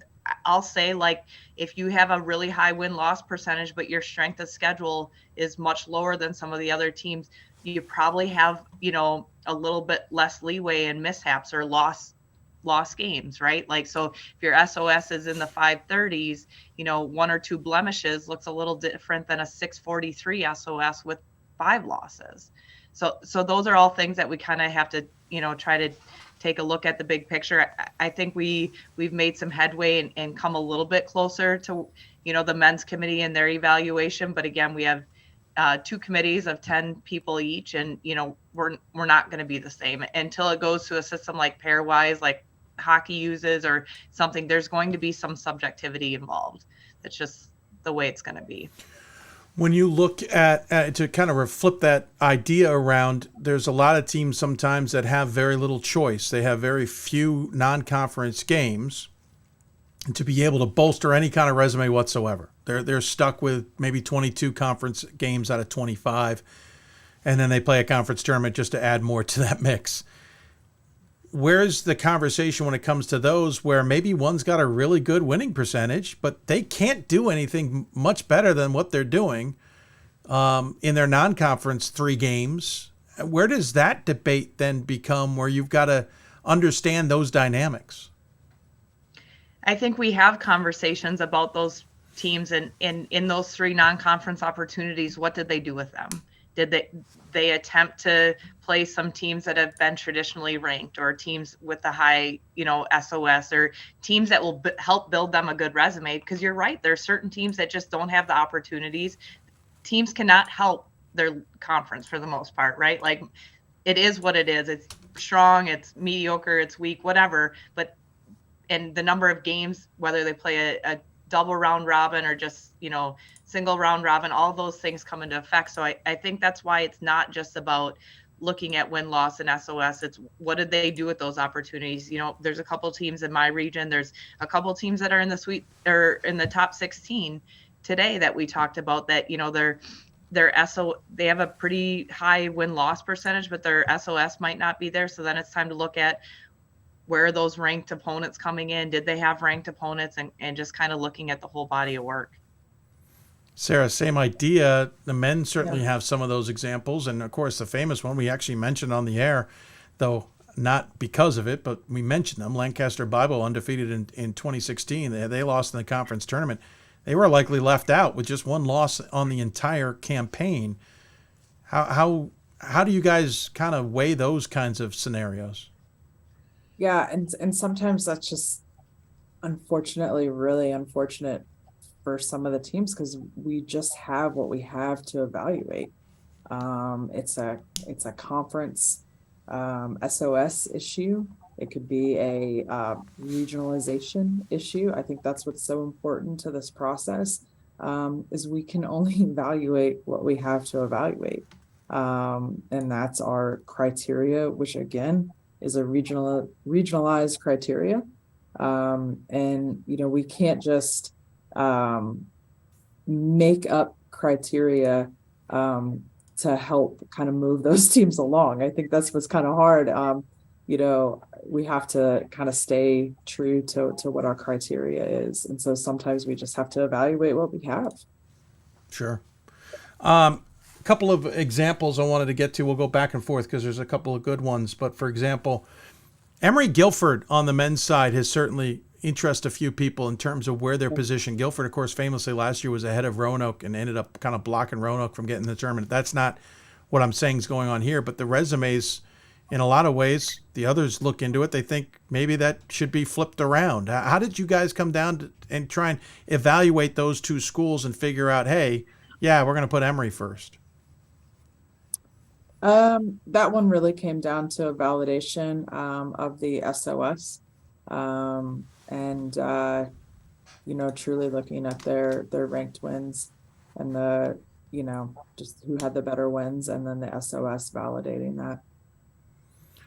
Megan, we'll go to you. One that's already popped up on the Twitters is Hope. They're sitting third in the regional rankings. 2 losses, defending national champs. We realize is not part of the criteria. No. This isn't like some sports. How do you weigh a Hope-like squad, which did lose one game that's basically not considered in non-Division III, but how do you weigh their resume against others when looking at the fact that we all know they're a pretty good team? Yeah, it's real tough when, they get behind a couple teams in their region like they are. So, they're behind ONU, they're behind Baldwin Wallace in the regional rankings right now. And so like Sarah said, we can't start talking about Hope until we've gotten those 2 teams on the border in the tournament. So, when that region is comparing, it comes down to, win-loss. ONU's 20-3, Baldwin Wallace 20-3, and Hope's 20-2. So those are pretty impressive win-losses. And then you look at 587 SOS, 577, and 541, and then ranked wins 4-2, 4-2, 4-2. So then we're looking at the quality of those ranked wins and who those teams are. So that's a tough one. And rightly so, right? Like I was a national champion. I remember, that should be part of the criteria, right? No.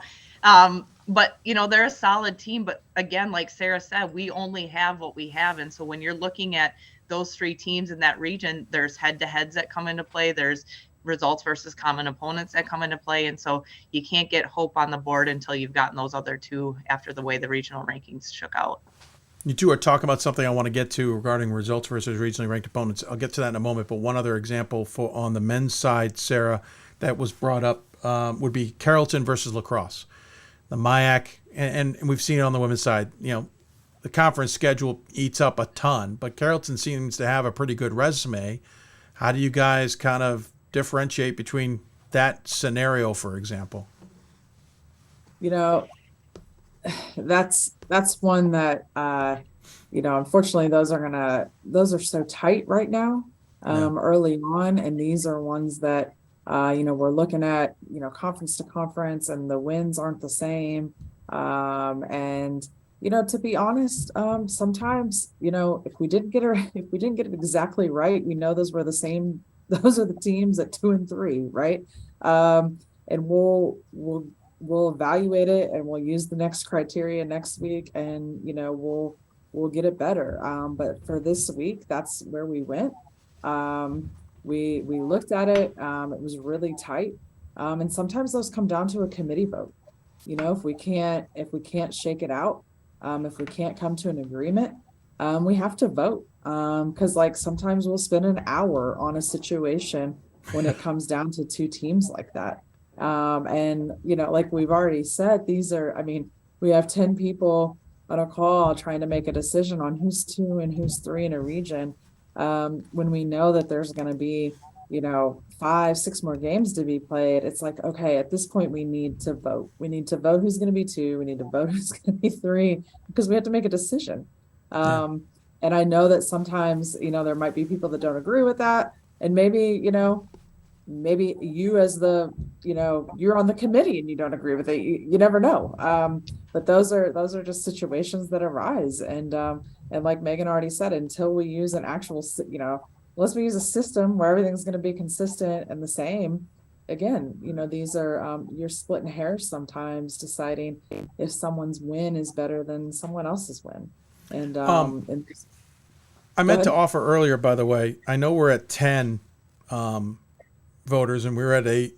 First off, is that majority, supermajority, or have to be unanimous? I meant to ask that when you vote those things. We use majority, and then if it's a tie, I make the decision. Because I was going to say, if you need a tie-breaking vote, I'm happy to sit in on these committees. Yeah. Use my expertise and bring up. I'll be the president pro tem. I'm happy to do that. Yeah, I'll just get you on speed dial, Dave. Sure. Women's side too, Megan. Happy to do Absolutely. it. Absolutely. Yeah, since our calls are on different days, I guess she could be available. Yeah, you can do both. I'm just saying there will be, though, an invoice. There will be an invoice. Just warning you now, because that has been known to happen. Results versus regionally ranked opponents. How are you diving in, especially this week? In the past, we've gotten the sense that, especially on the men's side, if you look at some of these results versus regionally ranked opponents, you go, okay, they played a 1, they played a 6, they played a 5, and they played a 8, and here's how they did against that. They were 0 against the 1, they beat the 8, whatever. But we didn't see rankings this time around. Sarah, how did you differentiate that results versus for this week's rankings? That's why this week was hard, Dave, because last week was alphabetical, right? So that's why it was hard to differentiate. Like, okay, you had 2 wins or 3 wins. We didn't see these astronomical amount of wins. I even glanced at, Megan's rankings. She had teams with 10, 9. We only had, we had one team at 9, we had one team at 8, we had one team at 7. We don't have a lot of teams like we did last year.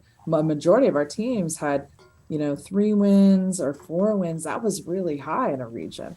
And so because they weren't in the system as ranked, because we did alphabetical, it was really hard to differentiate. And that's why, there was a couple,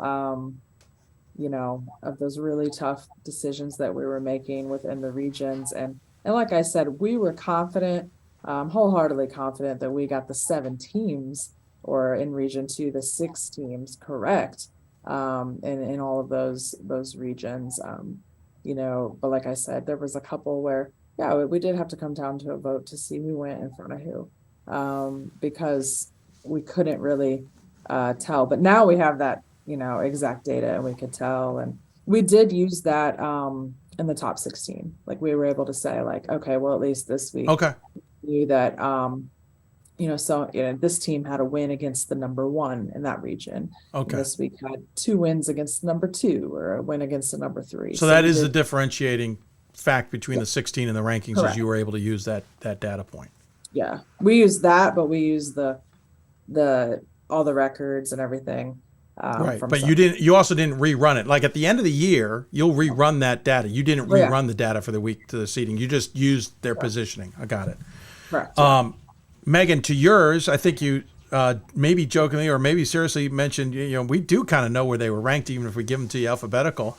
Did you use them alphabetical, or did you have a quiet little ranked side on the side of your pad?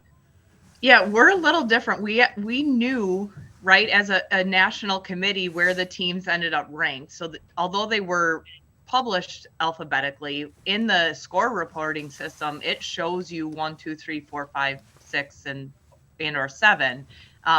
So when we went through the national call on Wednesday, we did look at where those teams were ranked, because we had that information, and we thought that was, critical. Our calls with our region and our national committee are confidential. I gave my region the ranked wins. So when they were pre-prepped on their team sheet, they knew where teams were at to get Region 9. So not all of my national committee members did that. Some of them just gave them the ranked. But as a national committee, when we went through rankings, we did have some changes because we knew where those teams sat after that first week. Interesting. I could go into lots of things, but I got a bunch of questions, so I want to keep moving. Just let those answers sit, and we'll certainly talk more about them down the road. Megan, you're dealing with an interesting scenario on your side because we've had a handful of women's schools who either called off games or called off seasons. It certainly is fouling up some conference SOS numbers and some other scenarios. How confident are you that the SOS data and anything else is accurate, that you're not getting some bad detail because someone submitted to the NCAA wrong? I'm confident. I haven't heard anything. I know you've heard some rumblings. That doesn't affect a team's win-loss. It's not supposed to be going into the data. Now, the data is only as good as the sports information directors and those institutions put it in. So I haven't heard anything. So I guess I would say I'm confident right now, but. No, just curious, because it has been a thing for a good number of schools scattered amongst the country. So it's kind of factoring in and certainly ruining some processes, I am sure. Moving forward, we've got the Week 3 regional rankings, which will come out next week on Tuesday and Wednesday, hopefully with accurate records and information. Okay, I've taken enough pop shots at it. And then we will get the final rankings after the brackets are released on the 27th. I want to talk a little bit. We'll have a chance to talk to you ahead of that information being revealed and when we do our mock selection show, because I know we'll talk to you then, get a sense of where things stand at that point in time and all. But I also know you're busy and we're busy, so we may not get a ton of time. I want to talk a little bit about kind of some of the bracketing things we see coming, some of the decisions, at-large decisions coming first. Can you remind people if you will select a team based on knowing it helps geography or not? Sarah, I'll start with you. No, I mean, that's not going to be the sole reason. Like, it's not a reason to select a team. No, I mean, you have to understand we're truly only selecting 20 at-large teams. I mean, so we have to be really selective in our process. We've got 44 AQs, and I've said it before, we focus so much on these top teams and we talk about all these teams. And so on Saturday and on Sunday, we've got teams that we haven't talked about all year that are coming in that are winning AQs. And so, we're putting them, I'm putting them in these pods and doing mock brackets and all of this like all weekend long. And I'm like, oh, wait, so once we get down to these AQs and selections, I mean, we have to be so selective in making sure that we're getting the right 20 teams in, because it's only 20 teams. I don't think people understand how valuable. I mean, we do all this work all year and we are only selecting 20 teams. I mean, that's it. There's only 20 teams that we're choosing the fate of on selection Sunday. Yeah, choosing the fate's the right term. By the way, we have a pool B team this year, right? Not on the men's side, but the women's side does. Women's side we do. Yeah. Okay, I'd have to go back and check the numbers. I thought the new conference had enough. Huh? No, I guess you're right, because it has to be what, more than 9? Yeah. Okay, so wow, that's significant. I was under the impression they were going to, and admittedly, I didn't look at that part of the handbook. Megan, you'll have the pool B, right? Yes. Yeah. Yeah. By the way, folks, I know there's a lip sync issue with my video. Ignore it. Go ahead. And that question you just asked blew my mind. Do people really think that? What? Yeah, like That we select a team because of their geographic location? Yes. Wow. Because they think you're going to make a pick on helping the bracketing. Oh my gosh. Yeah. No. So I've said this before. Can I say every this year, on, Megan? Okay. Can I say this on Hoopsville? I need to say this because I've seen it on Twitter and I've seen it. Like, I think people think there's like some they or some like wizard or somebody that like comes in this room and tells us what we have to do. Like, I mean, Megan and I have we're in a very unique situation where we have to make a very, national bracket, as with the resources that we, no one's giving us or mandating or whatever, but we have to be responsible with resources, right? But like, there's no like wizard that comes in and is like, you have to do this or you have to do that. I mean, we're two professionals that have a team of people and a committee that are making the most national bracket that we can to have a great tournament. And so there's no like funny business that's going on or somebody's telling us like you can only have 2 flights or 1 flight. I mean, it's just like crazy. I've seen all this chatter on Twitter and it's just like crazy to me that people every think, year. Yeah, that we're just that's why we get you on. Yeah. Wow, I never would have thought that. Yeah. Megan's smart. She stays off social media. Yeah. Yeah. So bracketing. So we saw the top 16s. It's great. But man, if you know how to read those top 16s, you see some big situations that are going to take from some of those hosts. Megan, you have the women's priority, so you guys get to choose who the picks are. Just make sure you communicate it to the men. We don't need a repeat where the men find out they lost a host when the bracket got revealed that they could have used. And that actually happened. Sarah and I are too good for that. That's not happening. I know you two are, but call Jeff Burns if you need to. But you have nobody on the West Coast in that top 16. You have 1 school in Texas, and there's a couple other spots you can go, okay, they might have a little bit of issues here. Now, granted, 1 team comes out of the Northwest, 1 comes out of Skyac. This is a pointless conversation. But we should point out, you might be in the top 16, but even on the women's side, you may have to find other hosts other than who are in position because you might need to figure it out geography-wise, right? Yeah, unfortunately, that's part of our, handcuff with Division III. So that's why, although this is a great opportunity and exercise with the top 16, it's not end all be all. Again, there are probably teams in the top 16 that will not bid to host for whatever reason, possibly. Maybe due to other events or campus restrictions or whatever. So we're going to have our hands tied. There will be some moves that we have to make because of geography and have some hosts in some other areas. And so, we still try to do the best we can in rewarding, the top half, the top teams. And, so some of those maybe that get close to 16 are the ones that aren't able to host. So we try to take a look at that if that's possible. But again, geography comes into play, resources come into play. So we don't get to do whatever we want, unfortunately. Sarah, on your side, there's no team listed in Texas. There's no team listed on the West Coast. You might be in a little bit of more of a spot, and then add in the fact that the women do have priority. So Christopher Newport and Washington University, if those 2 teams were to hold, if those seedings held, and remember, 10 days, a lot can change.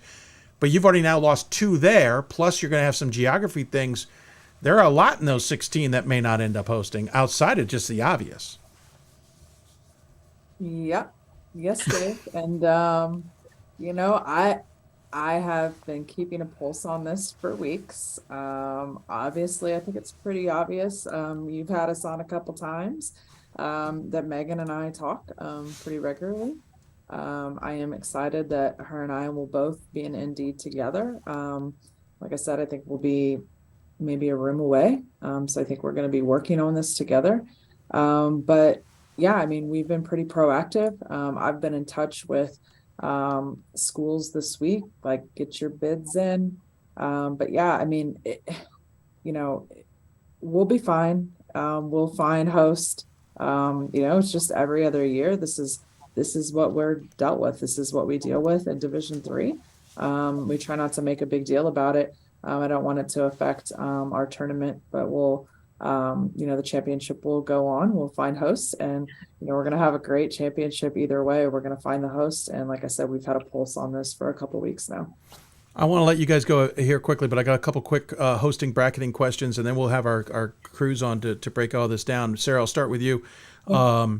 Anything in the first weekend that is a minimum? Do we need to worry about a gym that might be in or a school that might be able to host, but they're not big enough, or anything along those lines that is part of the criteria? I know second weekend we see a numbers written in the handbook. Is there anything in the first weekend that is going to keep a school from hosting? And by the way, side note, get your bids in. We'll talk about that in a minute too. But do you have any limitations that would preclude you from having someone host?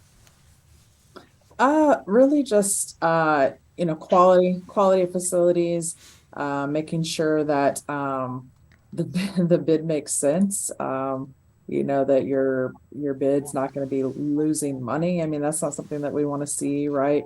In a bid from the championship experience, and making sure that the quality experience for the student athletes is going to be there, and that you have the facilities that will be able to host that championship experience when it comes down to the gym, the resources, the streaming, and locker rooms and all that, facilities. I mean, you are hosting a 4-team tournament, and you'll have to have the practices and all the facilities and all the bells and whistles. And it is a championship. It's not just hosting games. And so just making sure that you're able to do that. That's really important. Megan, to that point, does any history play a role here? If you have two teams in the same pod, one has done a stellar job with hosting and one maybe hasn't or has never hosted before, whatever, are you going to lean towards the one who's hosted before? Are you going to try and give a newbie a chance to do it? Have you had any scenarios where you say, listen, we're not hosting there because that hasn't gone so well?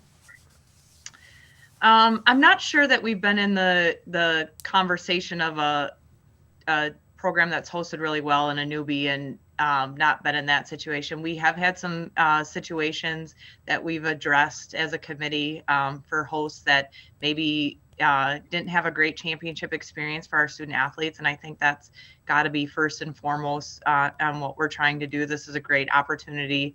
This is what the pinnacle of some of their careers, right, is this championship experience. So that does come into play. We have done some research on some host sites with that. And so it's something we're definitely keeping an eye on. And there's not, like Sarah said, there's not restrictions per se, but we got to make sure it makes sense and it's going to be a good experience.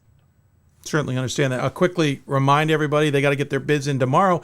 And most importantly, you're not chasing them, right? We're not going to get to a point where top seed in for a chance to host in the first weekend or the second weekend, you're not calling up going, hey, you forgot your paperwork, right, Sarah? I mean, sorry, let me start with Megan on that one. Well, yeah, I cut you. Go ahead.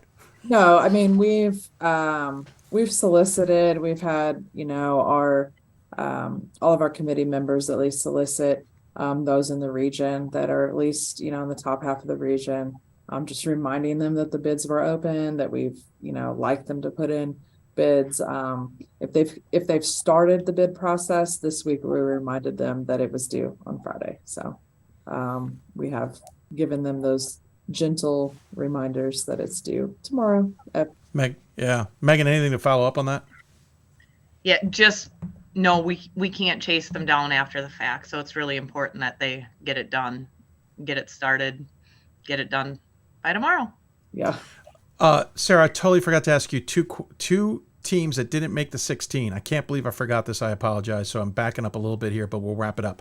Keene State, number 1 in the second region, and Oswego, number 1 in the third region. Both not in the top 16, and I think it surprised a few people because they've got, on paper, at least some decent resumes. I have not personally. I've not had time to dive in and compare them to the 16, admittedly.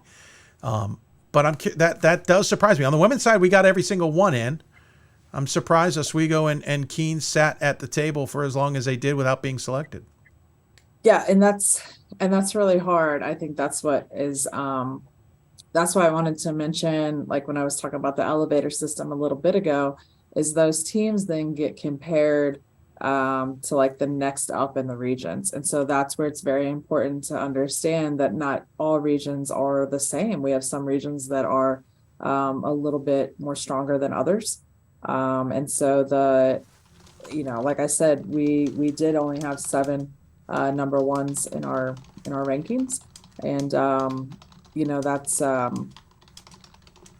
just goes to show you that not all regions are the same, and that we evaluated the criteria the best we could. And I knew, I think Megan even said it, I'm sure there's some teams that thought they might have been in that weren't, or are going to be a little upset maybe that weren't in the top 16. And like I said, we are excited for the teams that were listed today, but also a lot can change.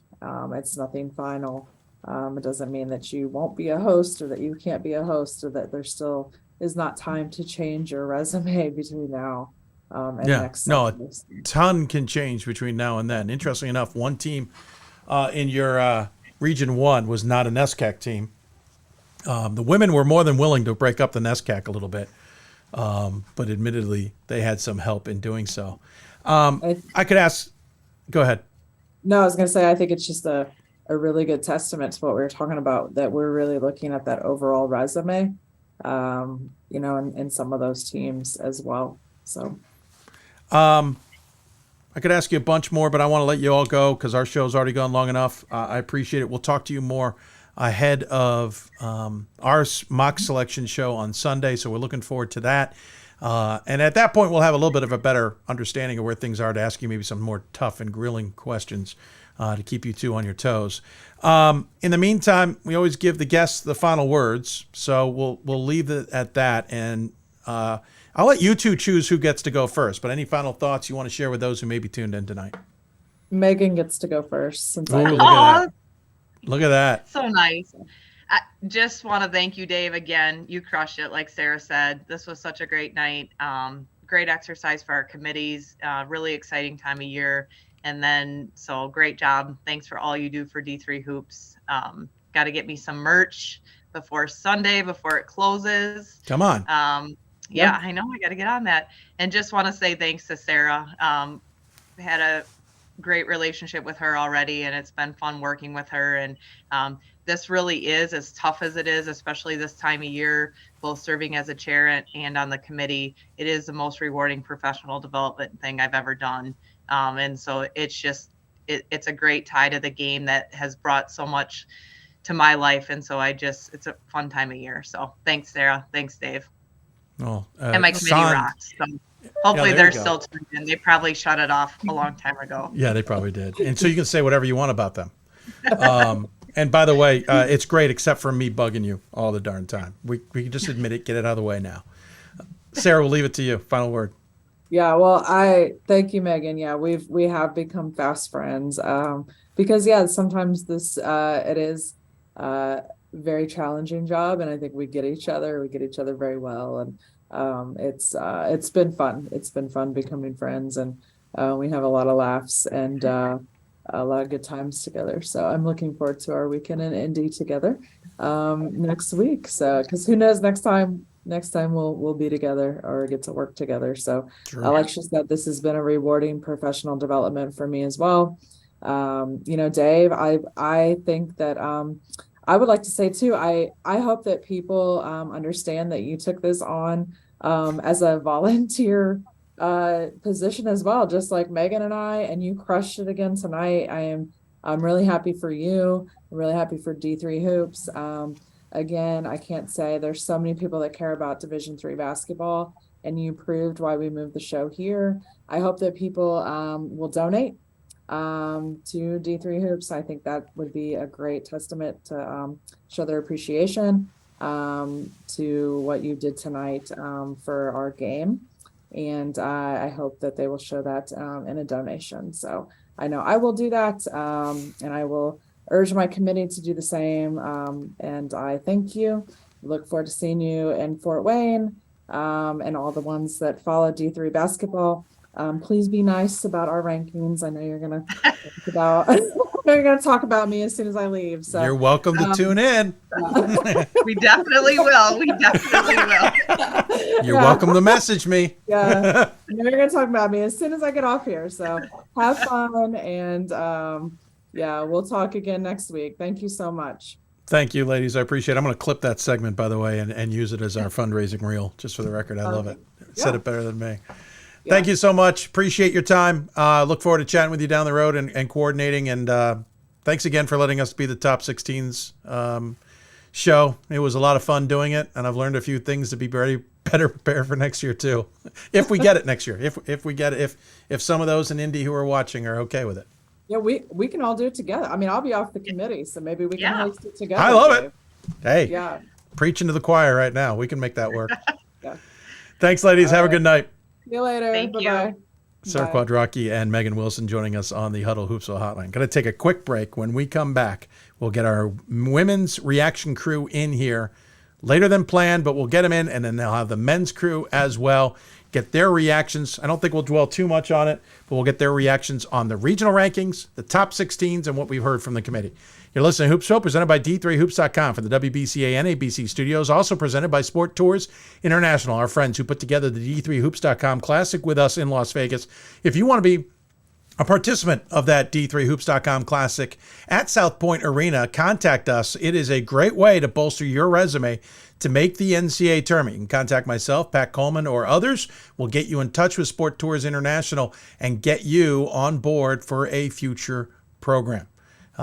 It is a great event, and we look forward to some great teams coming out there next year. And it's not booked up, as I understand it, but we also have a couple events. So we want the best of the best to come to Vegas, and we want those who certainly have NCAA aspirations to do it as well. So thank you to Sport Tours International. We'll take a break. Back with the women's reactionary crew: Gordon Mann, Scott Peterson, and Pat Coleman. These are your teams, your players, your community of fans.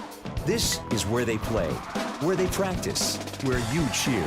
At every meet, every event, every game. Your community is passionate, dedicated, supportive. You know the tension of a close game and the thrill of the win. So while you're cheering, keep an eye out for anything out of the ordinary. If you see something suspicious, say something to local authorities.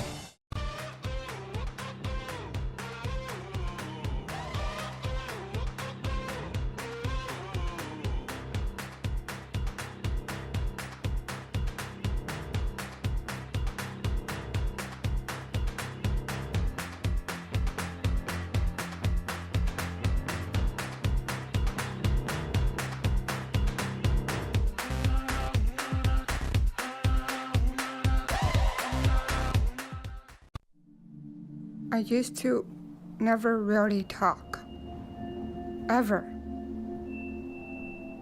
I was afraid if I said something wrong, everyone would laugh at me.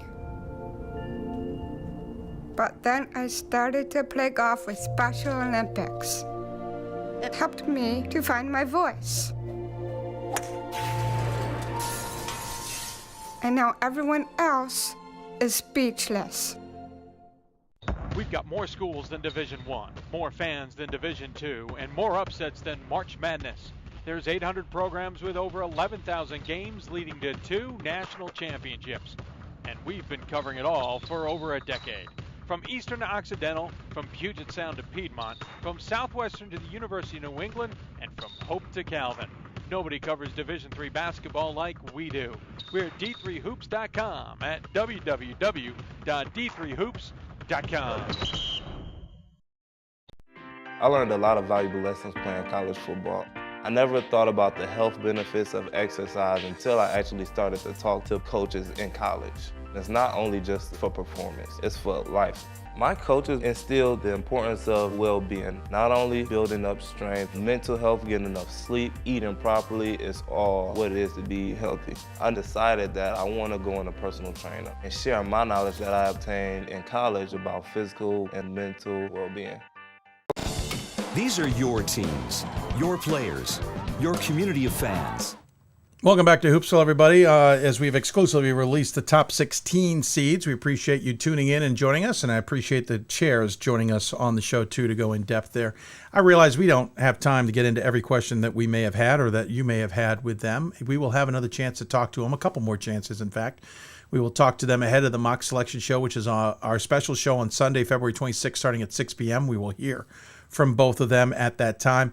We will also hear from them after the brackets have been released on our bracket special. That'll be Monday the 27th. A reminder, Thursday show, or Monday show, I should say, will be at 7 o'clock Eastern time, and Thursday show is going to be at 7. I got some dates screwed up in the conference tournament that I'm supposed to be helping out with, so we will be on at 7 o'clock on Thursday next week as well. A reminder that the fundraising campaign is underway. Don't forget, you've got the Give Butter fundraiser, which has raised almost $1,500 of the current $2,400 that we've raised. We also have Venmo. There's a QR code sitting there right on the screen you can use, or you can just log on. We've tweeted out many a link too as well, but we'll try and share more information. We also have the opportunity to buy merchandise. We'll tweet out more of that information coming up here shortly too, because that will run through Sunday night and then it's shut down. We want to make sure everybody gets those opportunities to get the shirts that they want. Some of the new ones we've got put on order as well. We want to get those to people before the season ends, before the NCAA tournaments end as well. All right, let's talk about the women's selections. And joining us on the Huddle Hoopsville hotline is we got a little bit of an echo there I'm going to have to figure out. Pat Coleman, Ryan Scott. That's just by default there. Pat Coleman, Gordon Mann, Scott Peterson, and myself. Gentlemen, welcome in. Thanks for taking the time. How are you?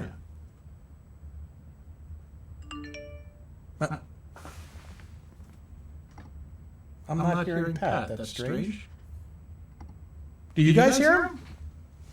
Oh, I know what happened. Hold on. Bear with us. Because it's the simple things, folks, that you forget to add. Network.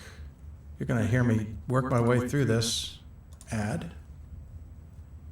There we go. I think hear you're there, Gordon Pat. just fine. There we go. I hope so. I was just going to say, you've gotten lots of kudos tonight, and really they are well-deserved. I haven't seen you up this hard working this late since you and I were doing that women's selection show back in 2005. 2004? Yeah. 5 ever ago. Well, it was at least 2005, maybe 2006. Yeah, back in those, back at the Goucher radio station. Right. I don't know either of us got any sleep that night. We did an audio selection show, and that was a lot of fun. This has been it's been a big night for you, so kudos to you. Let me add to the long list of people saying those things. Well, thank you. I appreciate it. It was a fun opportunity, and I enjoyed doing it, though. I should not have probably gone back and looked at last year's because it added some work, but I'm glad I also did it. I'm glad we got more video on the show than last year's show did. Sans a couple of schools. We don't need to do that, but I'm glad that they all sent them in and yeah, lessons for next year. Even the vertical video, that was great. So lots of yeah. Anyway, kudos to you. That's all. That's what I wanted to lead off with. Thank you. I appreciate that. Gordon, your reactions to what you saw in the top 16s. The women are certainly your focus a lot of the time. Curious what you thought of it. Yeah, a lot of teams, pretty heavy concentration in the Northeast. Four of the 16 were in the Northeast, between the 2 in Region 1 and the 2 in Region 2. I know the bracket comes together in different ways, but if I'm Trinity of Texas, I'm not looking at this and thinking I've got a real great chance to host on the second weekend because none of the 16 other than me are west of whatever. No I guess Whitewater. But you don't see teams from the Northwest Conference or whatever of Iowa or even the ASC and say, oh, they're going to try and protect that team. Nope, you're playing Arden Simmons in the second round of the tournament, probably. So I understand it's partly a geographics. I'm not saying that the numbers should shake out differently. It's just if I'm watching it from Trinity, I'm probably a little bummed. Yeah, I agree with you. Scott, your thoughts? I don't think Newport can host second weekend either, Gordon, geographically. No, they can't. My main thought is that you asked a pretty direct question about strength of schedule, Dave, to Megan. And she said, I think we as the committee have closed the gap a bit. And I agree 1,000,000%. There are resumes and profiles here that the only way you put them here is if you are bumping up how you value strength of schedule. Yeah. It's interesting to get different answers from different committees, and I think they're still trying to come together to be a little bit more similar.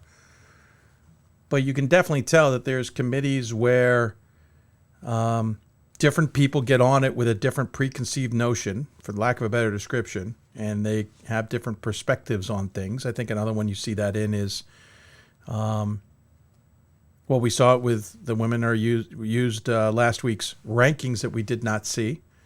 Well, the men said they flat out don't use that, and we see it, I think, in how they evaluate results versus regionally ranked opponents as well. Rightly or wrongly. Well, Megan was pretty clear that they evaluate the quality of those ranked wins. I don't know if we've heard such a clear statement. No, that's true. We've heard it from the men's side, and Megan said basically the same thing. No, they have definitely stepped in that direction. Absolutely agree with you. They have made a leap even in that direction. Yeah, I think so. I think, we go back to, it isn't all that long ago, right, that you could look at the two brackets or the two sets of at-large teams, and if you took the names off the resumes and just gave me the resumes of all the women's at-large teams and the resumes of all the men's at-large teams, you'd know right away which set was which set, because one of them would have somebody who's 23-4 with a 496 strength of schedule or something like that. These groups have gotten so much closer together. But I think if you also, then said one of our two committees is going to make sure to include a team from each of the 10 regions and the other is not, I probably would have guessed just based on tradition that it was the women's basketball committee, and that is what we got here. I don't know necessarily who I'd leave out. Maybe I have a name in mind. Maybe there's a region that I would have left out in favor of somebody else. But as I kind of go through and look at who's in this and who's not, one of the kind of break points is just games against regionally ranked opponents. They chart them as wins and losses, right? But I just add up wins and losses for just contests against ranked opponents. And, New Paltz is the first one left out in the 3. They have 5 games against ranked opponents. Messiah is the first team left out behind Scranton in the 5. They have just 5 games against ranked opponents. It seemed like it's not an exclusive break point, right? Because Hope is in with 5. Ithaca's in with just 4. But it felt like that's maybe a bit of a break point here where between teams that got in and teams that did not. I also thought it was interesting that where Megan said that it sounded like this year, I hope I'm not extrapolating or putting words in her mouth, but I think she said that because the committee was more experienced, they were more comfortable going with strength of schedule and less reliant on winning percentage, which is sort of what I would expect. I mean, maybe it's an unfair generalization, but I would expect coaches to value winning percentage, particularly if you're from a region and you're from a program that has not had a national profile. I would expect you to value that pretty heavily, both for your own, from your own personal bias perspective and just from the perspective of saying, look, I really don't know how my small New England conference or my upstate New York conference or my, whatever conference compares to these other programs until you get to the Final Four and you see them play and you go, oh, wow, this is a different level of basketball. No, I think that's a valid point. And I think they also have a more comfortable feeling with understanding what that SOS represents, not necessarily in terms of what you're saying, what you see on the court, but what it represents in terms of a data point, what it actually represents that team went out and did in terms of their scheduling versus what they didn't do. And I can totally understand how a coach in their first year is going to be like, do I really trust a strength number based on this math? And then later go, oh, I understand how that plays together. Got it. And then lean more on it. And I think on the women's side, we've seen a lot of turnover in the last few years. This is about the first time we've had it settle a little bit. And as a result, it's been tough to gauge the women, whereas the men have been much more settled, and they can get into a routine of how they do it because they're only training a couple of people to understand it versus the majority are already on that page. We got a little bit more turnover on the men's side this year, and I wonder if that's just added a little bit more interest. But I know we're primarily talking about the women here. I'm Great curious. Speculation that we can't answer, but I certainly see where these sorts of things, and we've seen it with committees in the past, right? When a committee has a bunch of new people, I don't know. Sometimes it manifests itself in at-large selections. Often it manifests itself in bracketing, which is not nearly as creative if your committee is a little less experienced. But there are definitely differences. Scott, you tweeted earlier that you were going to hold your opinions during the announcements for the show. I'm curious if you got any that you want to share now. Yeah, so I had two main questions coming into this. My first one is, are the criteria being valued the way that I personally would like to see them valued? But secondly, and much more importantly, are the criteria being applied consistently? Again, as I deem them to be, right? When it comes to the first question, I love how the committee is valuing criteria, right? If you're seeing Whitewater and Wash U and Tufts in here, it means that they are willing to look below 800 winning percentage if the other criteria warrant it. I love it. On the second question, I think there are 3 or 4 teams that I have questions about how they got to the exact spot they are. If you change those teams, I think I see incredible consistency in how they're valuing criteria relatively through the top 16. But if I can get to my top one, I do not get Transylvania at 5. Sarah talked about prioritizing a well-rounded resume on the men's side. She was very clear on the men's side. It would appear that that is not important on the women's side. If we are looking at these top 16 teams, Transylvania is tied for first in winning percentage. They have the 15th best strength of schedule, and they have the 16th best results versus region ranked opponents. They're 1-0. They've played one game. It was against a number 6 in a region that is probably going away. And if you are going to have a perfect record do the heavy lifting required to get Transylvania 5th, I don't know how you put Scranton and Christopher Newport behind Smith. I don't know how both of those happen together. Fair. Right? If you're going to put Whitewater 6th, you have to push up how you are weighting strength of schedule and results versus regional ranked opponents, because Whitewater is incredible on those two, but it has to make up for that 792 winning percentage, which is a big gap to a lot of these other teams. And I just don't like, if you put Transylvania 11th, almost everything else makes sense, right? Like we had some questions about Hope, but if you look at the resumes around Hope, you can see why Hope's behind them, and you can see why all those resumes are 11 through 16. All that makes sense. That's interesting, because when you started to talk about that, my thought was at some point I think we go back to the conversation on the women's side where the win-loss eventually is, I don't want to say rewarded, but acknowledged. And they move them up. And we've seen that historically. And I mentioned it earlier, Lancaster Bible men in 2016, we're going to lose. If they lost in the conference tournament, we're going to be left out of the NCAA tournament because they have a piss poor SOS, etc. Because the men aren't going to respect the win-loss as much as the women are. And I was going to say, I think that's what's happening here until you made the point about Smith. And that's where I think's an interesting twist that I hadn't considered, because I get why Smith's up there. But you're right. If they're valuing the win-loss that much, why would Smith not be 3rd? Yeah, or at least 2nd, right? Or 2nd, right. I'm just... Right, because Smith has overwhelming strength of schedule and RROs, right? If you dig into their loss, it's not a great one, right? Framingham was a little bit down in the region, right? A lot of the other top teams that have a big loss is against, a top 3 in a region generally. But but are they ranked? Oh, they are. I'm sorry. Disregard. They are. They are. Yep. Never mind. I was going to say something, because I was going to say one thing that's interesting is if you have a loss that's outside of a regionally ranked opponent, it actually doesn't really get considered. It doesn't have that extra weight, right? That's always interesting, right? That's one of the things that people often criticize about this system, right? Is that the games against regionally ranked opponents have double weight or maybe even more weight, right? Because they're already really contributing to your strength of schedule. If you've won those games, they're contributing to your win percentage. And now here they will also contribute to this wins against results against ranked opponents. I can totally see where you're coming from there.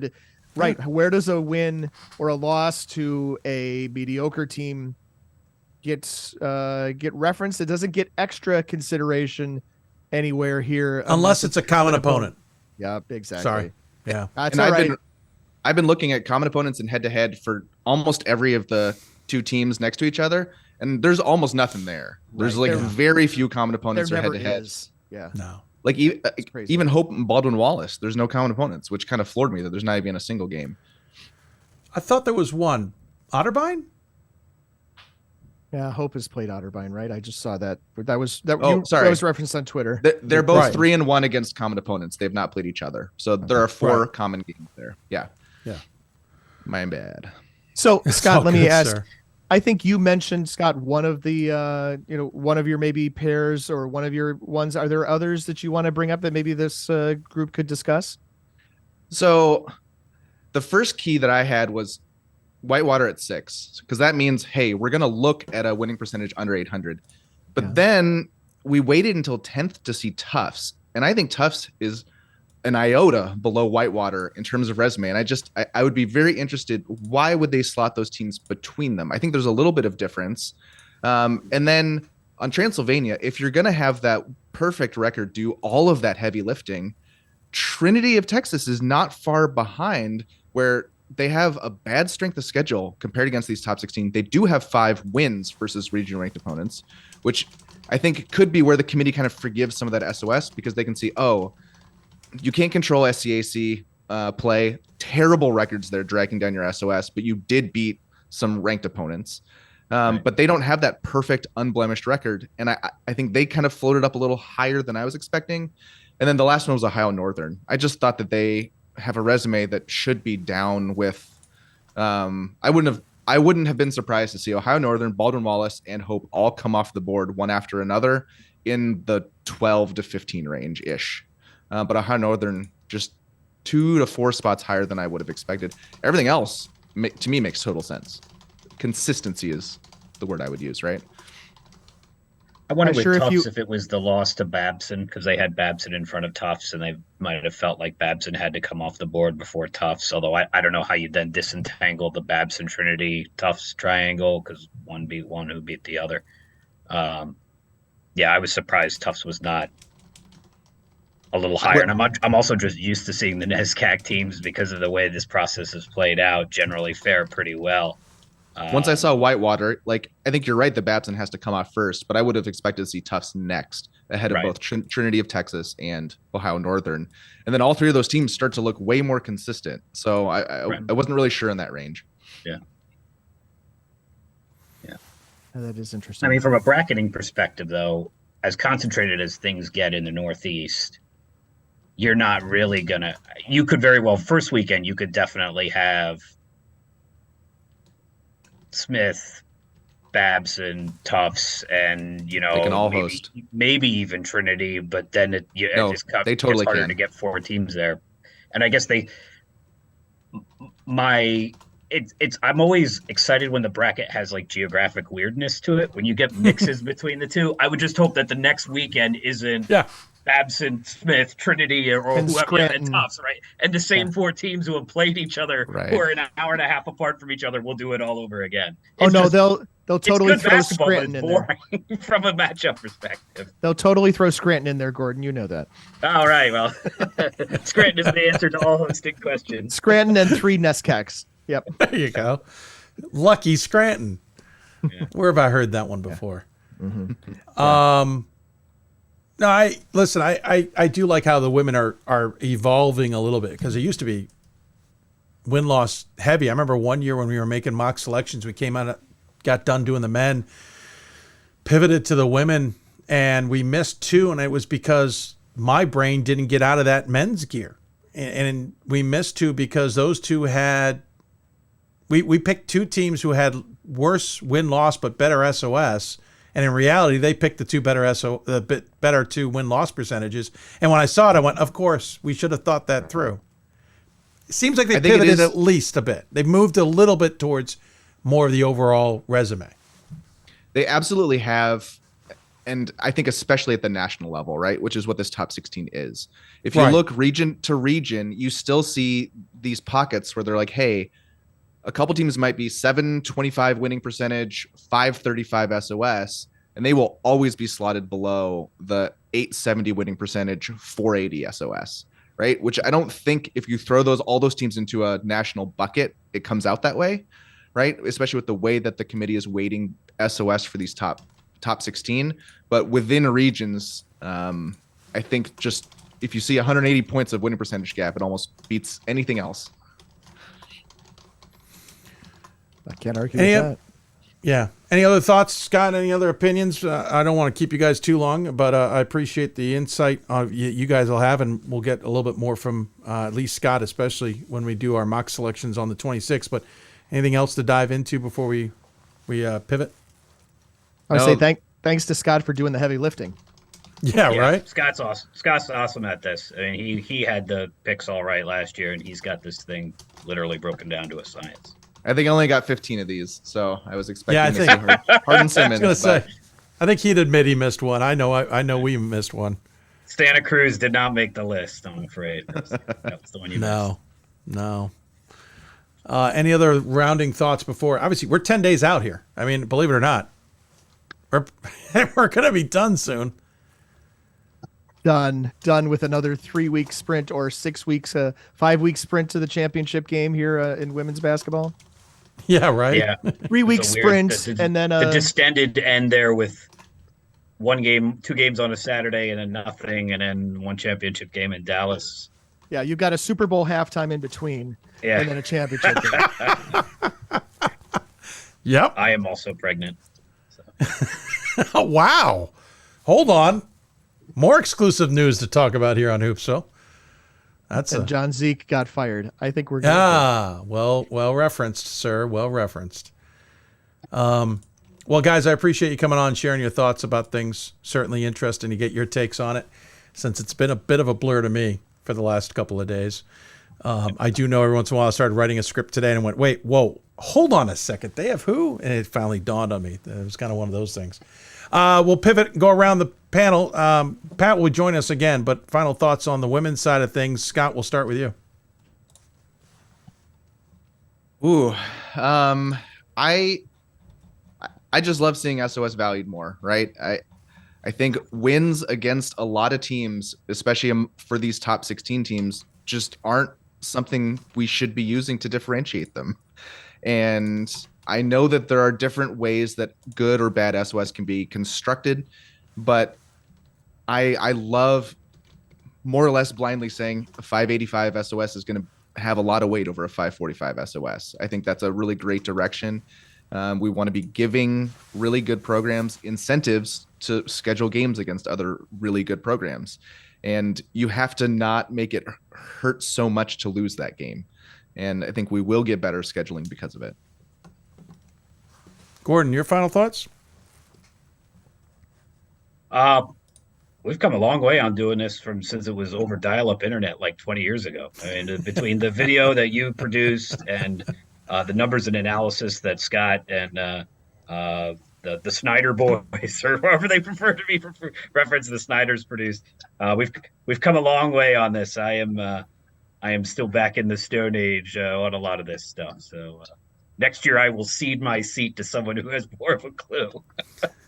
Nah, I love getting your take, sir.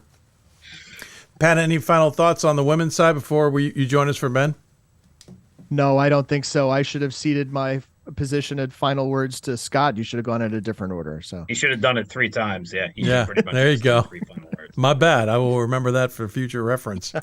Absolutely. For sure. Well, guys, thanks very much. Pat will join us here on the men's side. Appreciate your time. We'll look forward to talking to you guys down the road as well. Thanks very much.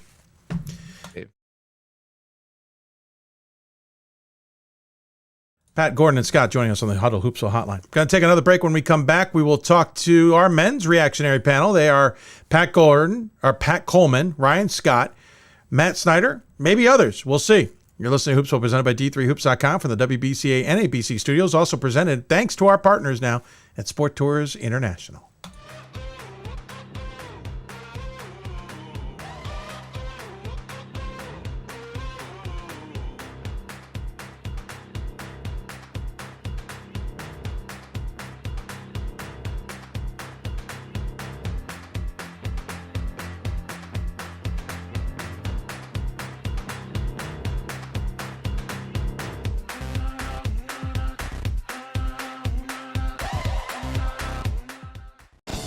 These are your teams, your players, your community of fans. This is where they play, where they practice, where you cheer.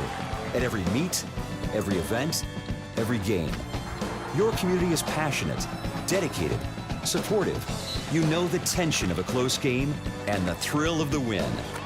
So while you're cheering, keep an eye out for anything out of the ordinary. If you see something suspicious, say something to local authorities. It starts right when you hit the court. You imagine your finest moment. The game-winning shot that gets you to the dance, a monster dunk or no-look pass, and cutting down the net. Sports lets us dream of our own success and prepare us for our finest moments on and off the court.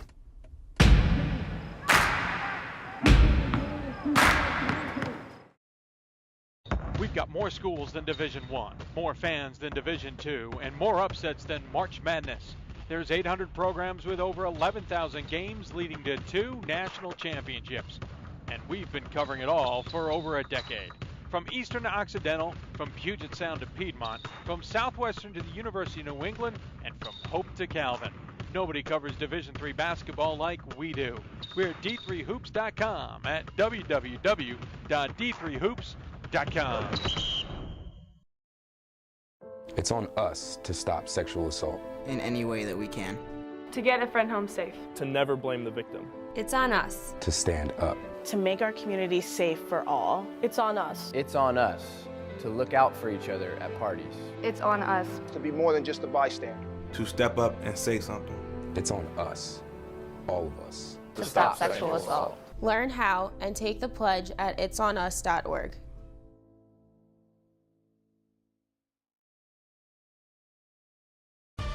Welcome back to the Hoopsville exclusive show. Well, we're not really in the exclusive mode anymore, but it was nice to talk to both committee chairs and get the top 16s released. Thank you for tuning in for that. Hope you enjoyed it as much as we did. If you got questions for us, tweet us at D3Hoopsville, hashtag Hoopsville, email us hoopsville at D3sports.com.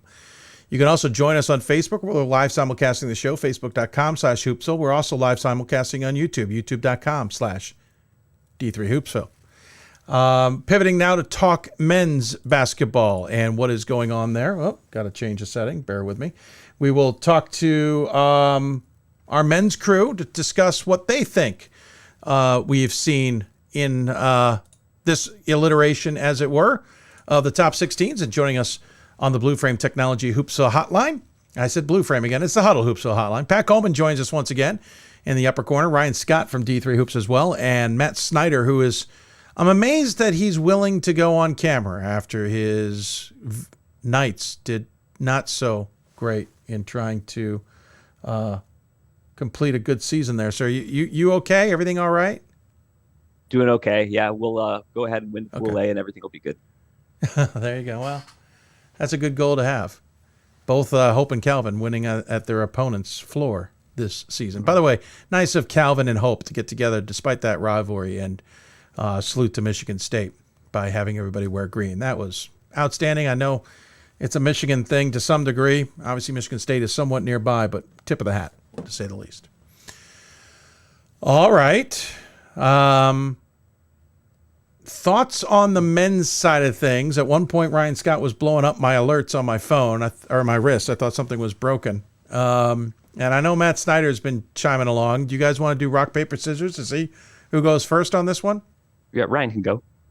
Oh, well, there you go. I mean, I think Sarah actually answered the question that we had for us in saying that while the committee, when they did the regional rankings, did not take into account where teams were ranked this week, but they did for the top 16. I think everyone was a little surprised not to see St. Thomas in this list, being that they have better numbers than Johns Hopkins in every single category across the board. But once she said that they did actually compare who you beat, then, Johns Hopkins' defeat of Swarthmore obviously put them in.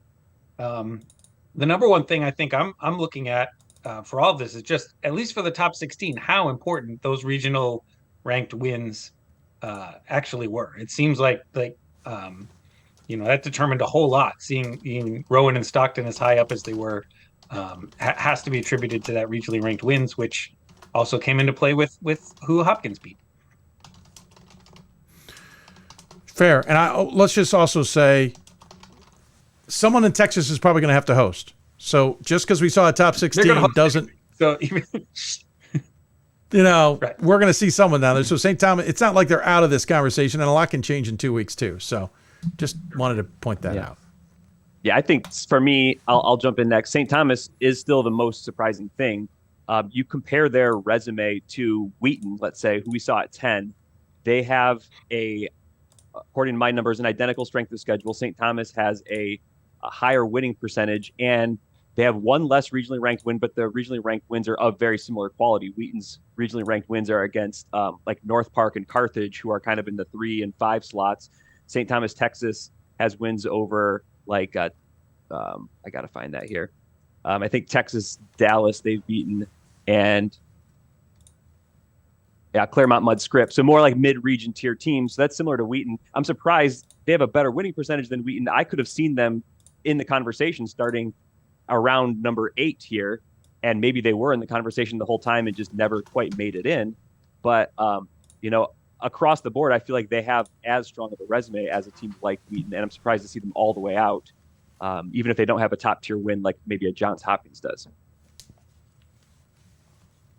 Interesting thought. I think we can dive into that a little more. Pat, your thoughts? Yeah, great question. I'm looking at the same sort of thing here that I was, pardon me, not fast enough to get to the mute button tonight. I'm sorry. Too many screens open. Looking at the same sort of thing I did. The first thing I did on the women's side was to look at the number of total games against regionally ranked opponents, not the record, not the number of wins, number of games. And the outlier who's in the 16 is John Carroll. They had just 3. And then, you talk about St. Thomas. They have just 3. It is, what am I looking at? Oswego on my screen. They have 4. They're 3 and 1. I mean, that seems to be one of the delimiting factors here as well. And I feel like I'm going to repeat myself from what we just talked about 5 minutes ago on a different Zoom call on the same episode of Hoopsville. But, this part where, a game against a regionally ranked opponent counts for you basically 3 different ways. It counts for you in win-loss percentage, especially if you win that game, it's helpful. It counts for you in strength of schedule. It counts for you in this bucket of regionally ranked opponents as well. And that is you have to have those things in order to really be, thought of highly by these committees. And we're seeing, pretty, some pretty blatant demonstrations of it, I think, tonight in both of these lists. Interesting that Sarah pointed the one out. thing we didn't Go see, ahead, which will be interesting, is all of these teams have very solid SOS and winning percentages right at 800. We still don't know how this committee is going to deal with super high strength of schedule. Like if we have a 600-600 situation where their winning percentage is in the 600s, but their strength of schedule is also in the 600. We don't really have an answer to that because we had enough teams to get into the 16 without finding one of those scenarios. I kind of expected Oswego and Rochester to pop into this because of how much they've been prioritizing strength of schedule. The fact we didn't see them doesn't answer the question of what they think about Rochester in a national perspective. Well, I think it would have been telling if we did see Rochester, but maybe they were 18th or 19th, and we don't know that yet. But they have, I think they were the team that Sarah referenced with 9 regionally ranked wins. That's probably Rochester. Their strength of schedule is in the high 600s. So what are they going to do with like a 680 winning percentage team of Rochester? You're right. We still don't know what they're going to do. Rochester is feeling more and more like an Oshkosh from those, whatever year that was, where they don't necessarily have a resume that wants any of us to pick them, but they've got a resume that kind of forces the hand, and it's that outside the norm resume. This is where I wish sometimes the win-loss percentage did have a point where it overwrites everything else. And Sarah said there are Mendoza lines. There are points where they will not be considered. I don't know how close Rochester is to that. She's never given that actual number up. I think we've usually deduced, at one time we deduced it was 660 or 670 on win-loss. Oshkosh made that one kind of stray south to about 650 or whatever it was. And the line for SOS has always been 500, maybe a tad higher. I think it's always been 500. Well, certainly the line here for the top 16. You guys mentioned that Oswego has a good strength of schedule, but it's lower than any of the 16 that are in here. Oh yeah, only by 0.002, right? 543 for Oswego compared to 545 for Case. 43 for St. Joe's as well. Yeah, I get that. They've won a couple more games. It's your good point there. Yes, that overcomes it, I guess. We could talk about that kind of math too. And then Keene, just as a reminder, 525. That you guys, I think, correctly pointed out St. Thomas, right? That's a 565 SOS, but again, 3 results against regionally ranked opponents for them, 3 for Keene, 4 for Oswego, and those are some things that are slightly different again for everybody other than St. Joe's, which has won all of the games, and that also helps. And, not to belabor Rochester, but being in the UAA, they're going to have a chance over the next 2 weekends. They'll either get over a 700 winning percentage and be an easy in, or they'll get down to a 600 and be an easy out, right? So they're either playing in or playing out of this. Absolutely, this is either going to be a mute point in 3 games time, or they're going to put their resume together in 3 games, and we're not going to be as concerned about it. No, man. What if they go 2-1? If they're 2-1, I think they're 680. If they're 1-2, they're 640. And I think we have a conversation about who we'll see on Rochester with both of those. Well, and their SOS will come down a little bit. Yeah, it'll still be pretty high. Sure, UAA no, I'm not saying it's not going to be high. I'm just saying I wonder if that fluctuation is enough to change that conversation enough. I don't disagree. If the way they're playing right now, nothing against Luke Flakurtzy. Love you, man. But this team is not the team we saw 6 weeks ago. And so I've lost a little confidence that they can play themselves back into this conversation and out of trouble. But maybe that's just I'm wrong. A reminder. It's home to Brandeis, NYU, and Emory to end the regular season. NYU just for Rochester beat WashU. Emory's absolutely going to be gunning for them. Brandeis is probably the wild card there.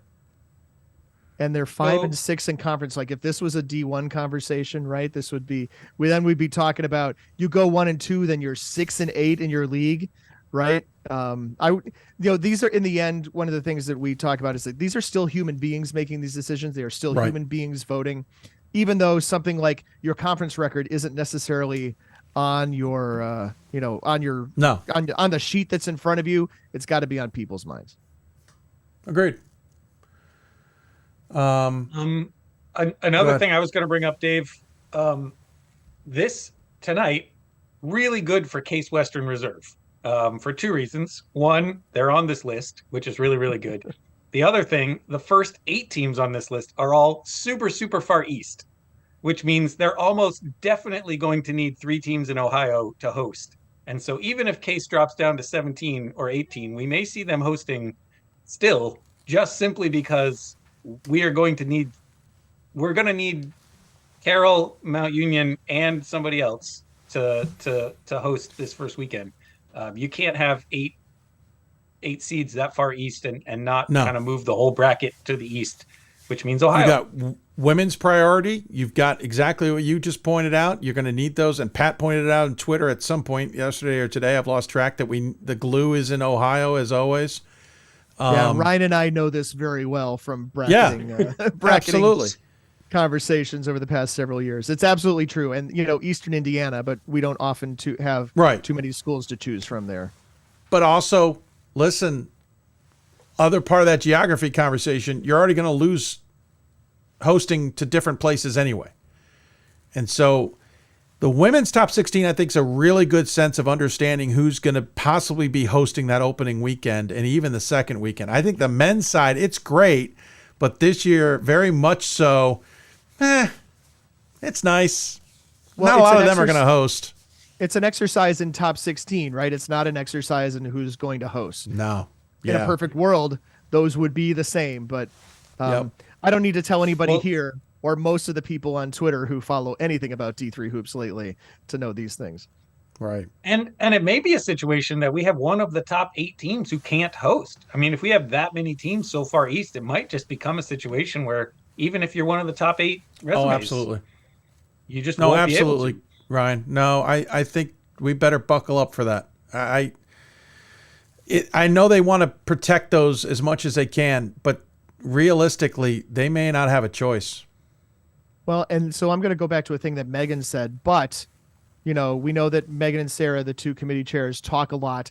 They were both on the call at the same time when Megan said this, right, about the student athlete experience at some of the places that have hosted championships before, and that those are things that they look at either with an eye towards making sure they get corrected, or maybe that is a school that doesn't get to host the next time around.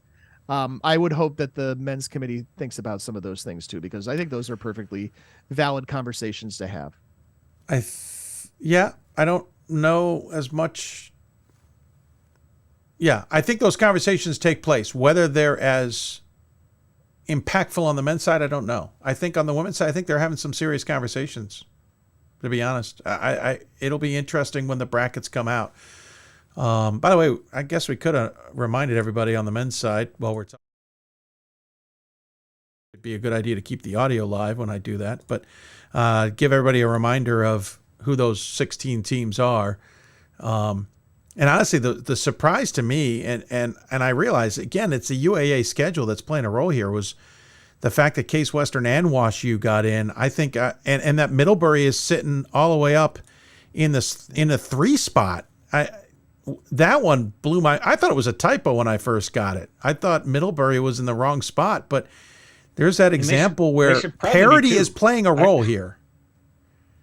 We're having more losses. Would you say, Ryan? So they should probably be 2. I still don't really understand, other than rewarding an undefeated season, why St. Joe's is above them. They're above them because of the region. They're above them in the region, and so they have to be above them here. But oh, sure. If you're just looking at the straight resumes and how they choose them, I'd argue this: Middlebury doesn't lose the last game, and it is not that way. I think at some point, too many losses racked up to keep St. Joe's behind Middlebury. That's just my gut feeling on it. Now, the other factor of that, too, is they weren't looking at results versus regionally ranked opponents in terms of where they were actually slotted, except for this. But in this case, they couldn't switch them because of the rankings. Right. They were still stuck with that legacy decision that they made without all the data. Right. So I do wonder if they'd had that data, if that switch. And, man, we have seen that in the past, where between week 2 and week 3, nothing changes in terms of general. Everybody keeps winning is what I'm trying to say. And there is a change because they can dive into that number a little bit deeper.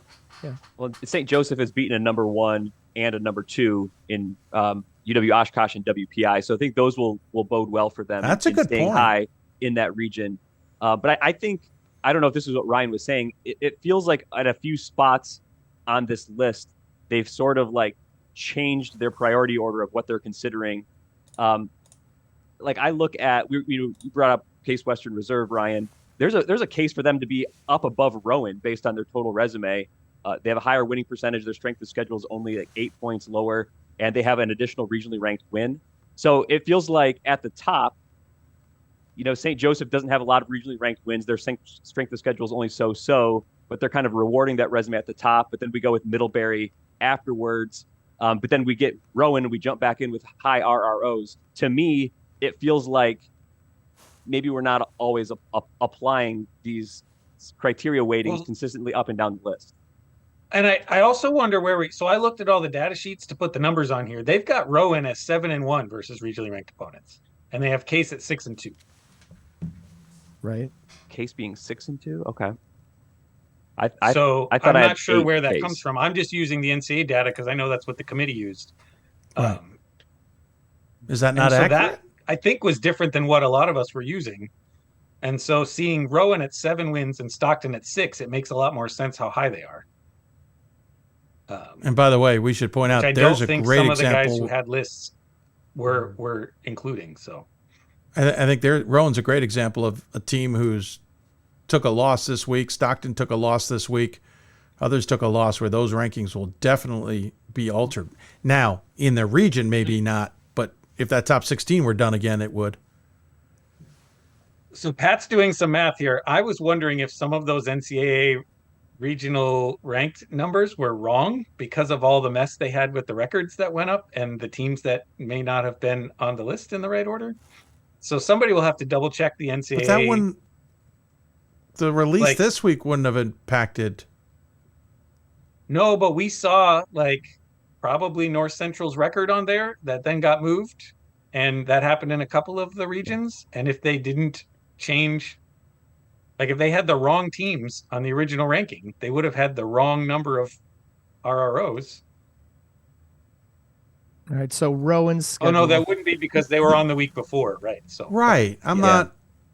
Now we're having a selection night conversation, right? This is we are on the mock call where we would usually just be counting it up. Okay, so I got Swarthmore as a regionally ranked opponent for Rowan. Of course, we got 2 games against Stockton. We got 2 games against Montclair. We've got a game against Wesleyan, which gets us to 6. Kane get in? Kane twice and Lancaster Bible. So yeah, that's 7. Okay, Kane and Lancaster Bible. Yep. Mm-hmm. I mean, sometimes that happens, so it's a good question to raise. Yeah, it is 7. And I don't know if we want to pivot away. There's the other really, really interesting thing that we learned this week that I don't know that we got the entire answer for. And that was, I'm glad you asked, Dave, because I asked Dave to ask. The Guilford-Emory situation will come into play. So I'm just going to go through the numbers here. And just for the record, I didn't want to just... I didn't dive in deeper because I didn't want to just go into a rabbit hole on it.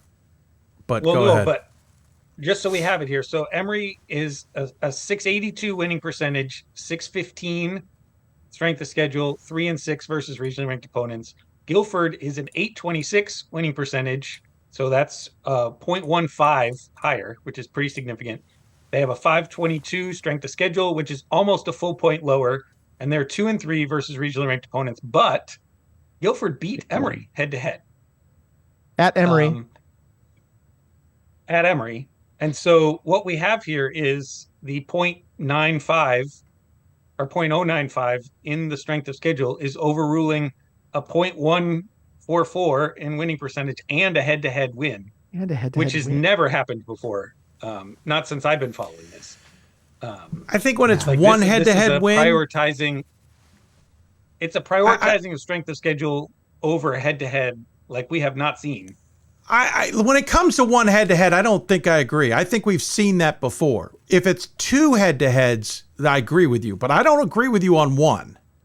Well, but not with resumes this divergent. We've seen similar resume, like one resume is significantly better than another one where they've overlooked the head-to-head. But when this is a pretty significant winning percentage difference. Well, they did Wesleyan over Tufts in Region 1, and I think that was largely on the strength of the head-to-head. And that was, the gaps were, in that case, were smaller than it is with Emory and Guilford as far as winning percentage and strength of schedule. Of course, there's also a number of common opponents in the Region 1 rankings as well. True. Yeah. There's other pieces to that. But I hear you. And obviously, we'll know more when the next rankings come next week. We'll be able to clarify this a lot better. Say that again, Dave. I'm sorry. I knew Ryan put that info up somewhere. I wanted to visually look at it, but I can't seem to find it now. It's in the Slack. It's in the Slack channel. Yeah. Yeah, I went in there. Maybe I just missed it. You can scroll up a little ways.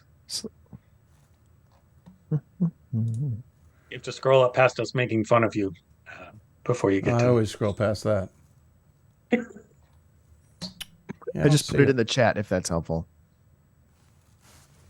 And I'm only bringing that up because we have seen a couple of blocks in this situation. So, I think it's arguable that Stockton's resume is better than Rowan's, but they're never going to jump in front of them because Rowan beat them twice. And I think it's arguable that Christopher Newport's resume is better than Hamden Sydney's, but that's also not going to be a jump because of the head-to-head. I don't think it'll be a jump because of the head-to-head. And so the same thing with the Guilford Emory, Emory's low winning percentage might end up serving as a block to a team that I'm voting number 3 in the country right now. Like Guilford is really good. And if beating a team head to head keeps you still behind them and you get blocked, that's a really rough situation. Wouldn't that be apropos for Guilford, who blocked Roanoke last year? Though they did have 2 wins over Roanoke. That was because of the head to head. Yeah, I mean, interesting enough, if Roanoke had gone 1-1 there. If Roanoke had gone 1-1, they're ahead of Guilford. Damned if you win, damned if you also win. Yeah. Yes. No, I know. I also wonder if some of that had to do with, not having the actual ranked results versus, and that will parse itself out in this next one, which is, by the way, and not to dive down this because we don't need to dive into it because we all agree. Why, another reason I wish we had the pre ranking alpha, so that week 1 has those actual rankings, so that we're not waiting until week 3 to kind of get rid of the mess that it all creates. We can be here in week 2 already knowing. And I've stated this to multiple sports. I think it helps teams going into conference tournaments or wrapping up their seasons understand really where they are instead of being really unknown until it's too late. Yeah. Week 3 is way too late to understand where you sit in terms of a postseason. And it might sound stupid, but teams might rest guys or press different or do something different knowing they need a certain outcome when they think they're maybe safe otherwise. But I'll stop now. That's the only public ranking we get before the tournament. So if that's the only real one that uses all of the data, then that seems like it's a little bit late. Right, I agree. Well, and if they want to continue doing this top 16, they should maybe have one additional ranking so they can do it off the full all the data. Everything I've gathered, the committees, these two committees agree. I think they wouldn't mind having that mock selection, the one that they do in real, have those be as they're pre-ranked in alphabetical. It's other sports who are shocking, other sports that are a little leery of the idea. But it's the men's basketball committee that put us here in the first place.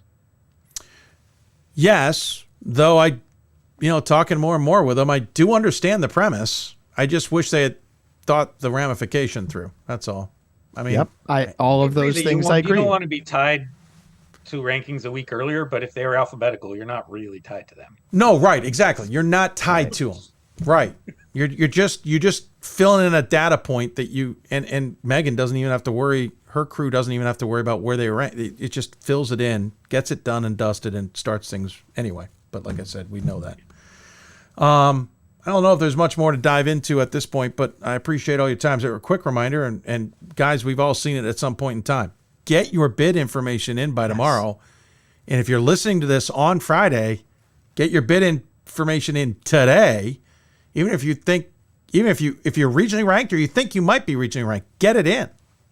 I think especially so if you're a men's team this year, absolutely, you might get in the tournament because of all the things that we've talked about, right? The schools like WashU, like Christopher Newport, whose women are going to host in the first weekend. That opens up opportunities for someone who's a 2 or a 3 out of 4 teams in a pod to host games.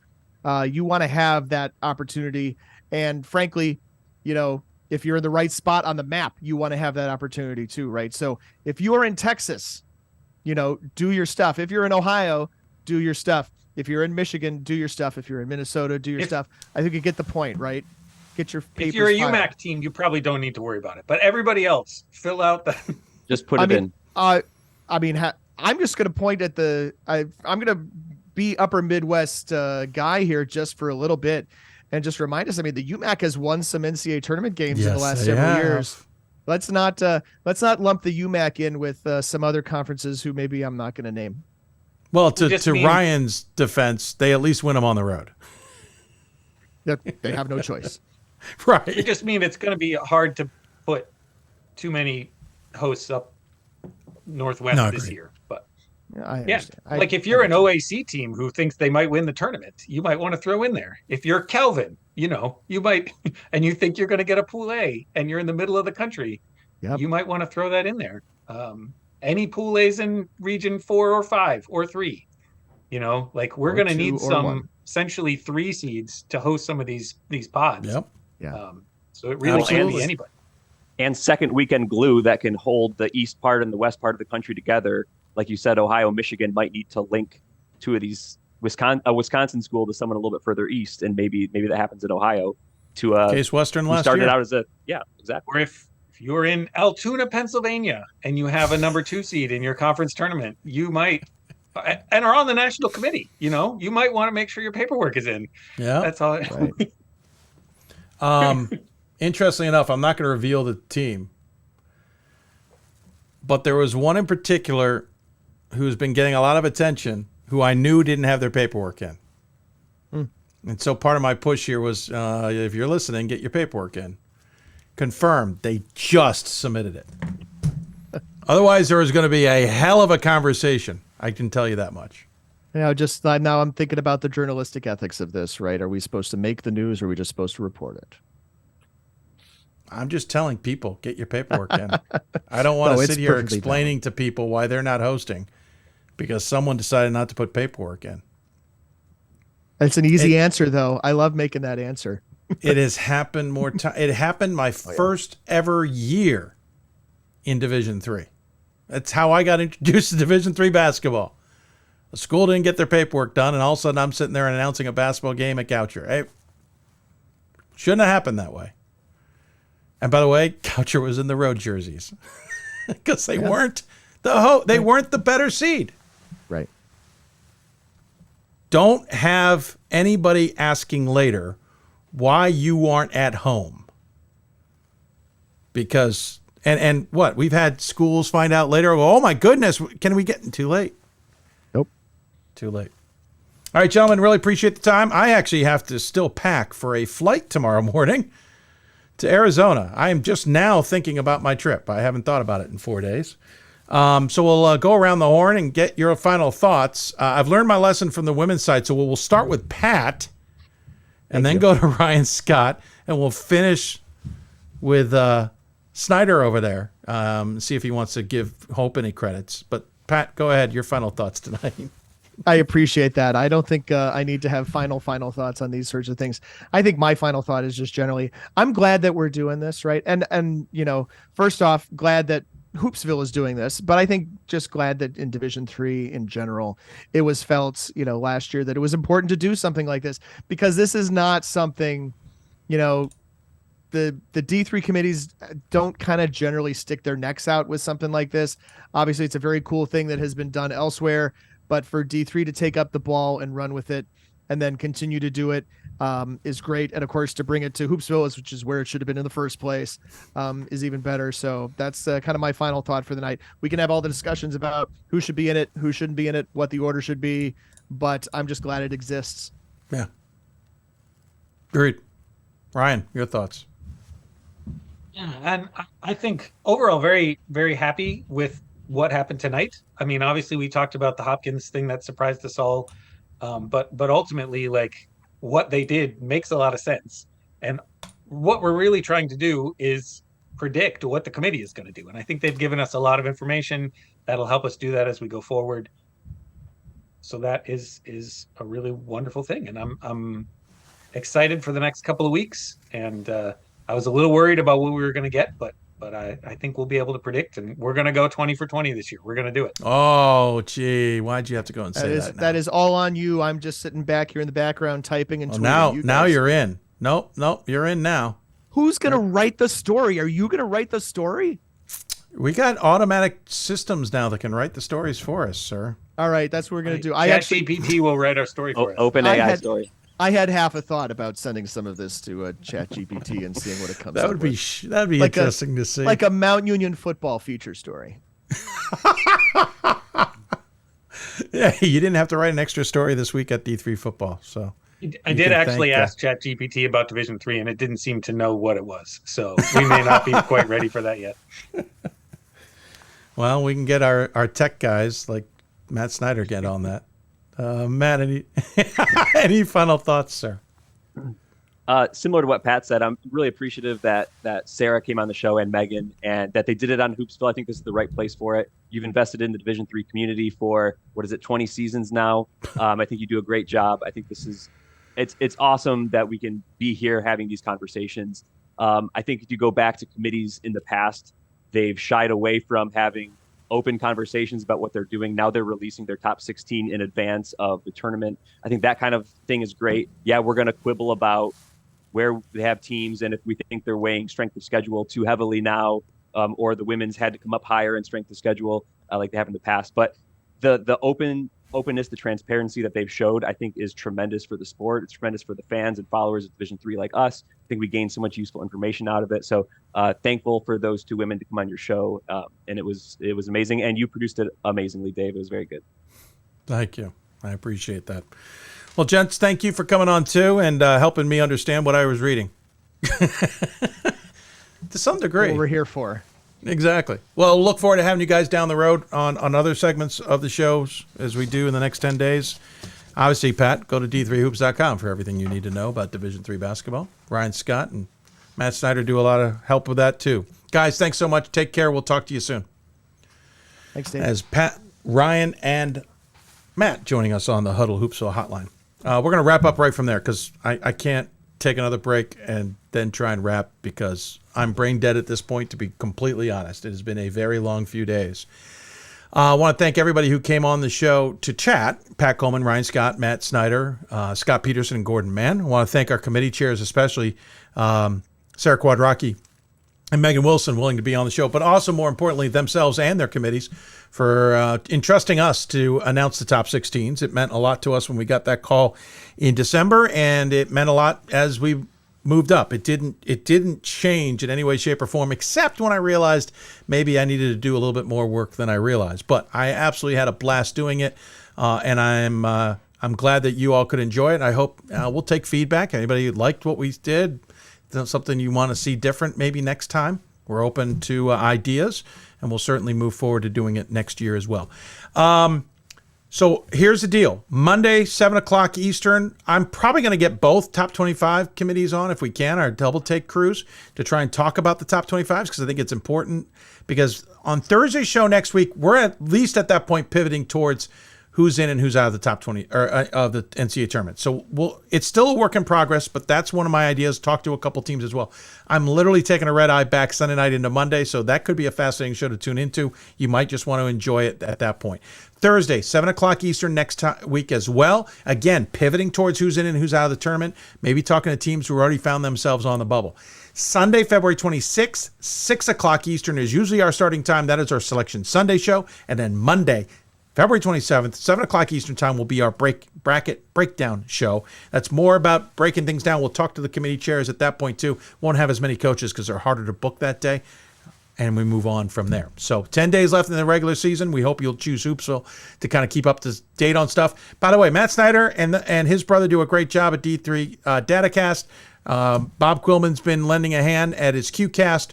And I think Riley and Scott are going to do a women's kind of mock stuff coming up this weekend. I'm sure there's stuff will be interesting as well. But we're all a community. We hope you're better informing you of everything that involves Division III, especially as we head towards the NCAA tournaments. Once again, thanks for tuning into the Hoopsville exclusive of the top 16 announcements and reactions. We appreciate you taking the time to do so. Please fundraise if you can. We've added some money here tonight, and I really appreciate that. It helps us tremendously grow this show past 20th seasons. Most importantly, once again, thank you for tuning in to this exclusive, and we appreciate all the support that you were able to provide us. We'll be back on the air next Thursday, 7 o'clock Eastern time. Thanks to D3Hoops.com, the Women's Basketball Coaches Association, National Association of Basketball Coaches, and our friends at Sport Tours. If you'd like to come on and advertise and sponsor in the next few shows as well, contact me and we'll get you a part of the show. Thanks for tuning in, everybody. We will see you back here from the WBCA and ABC studios on Monday. Good night, everybody.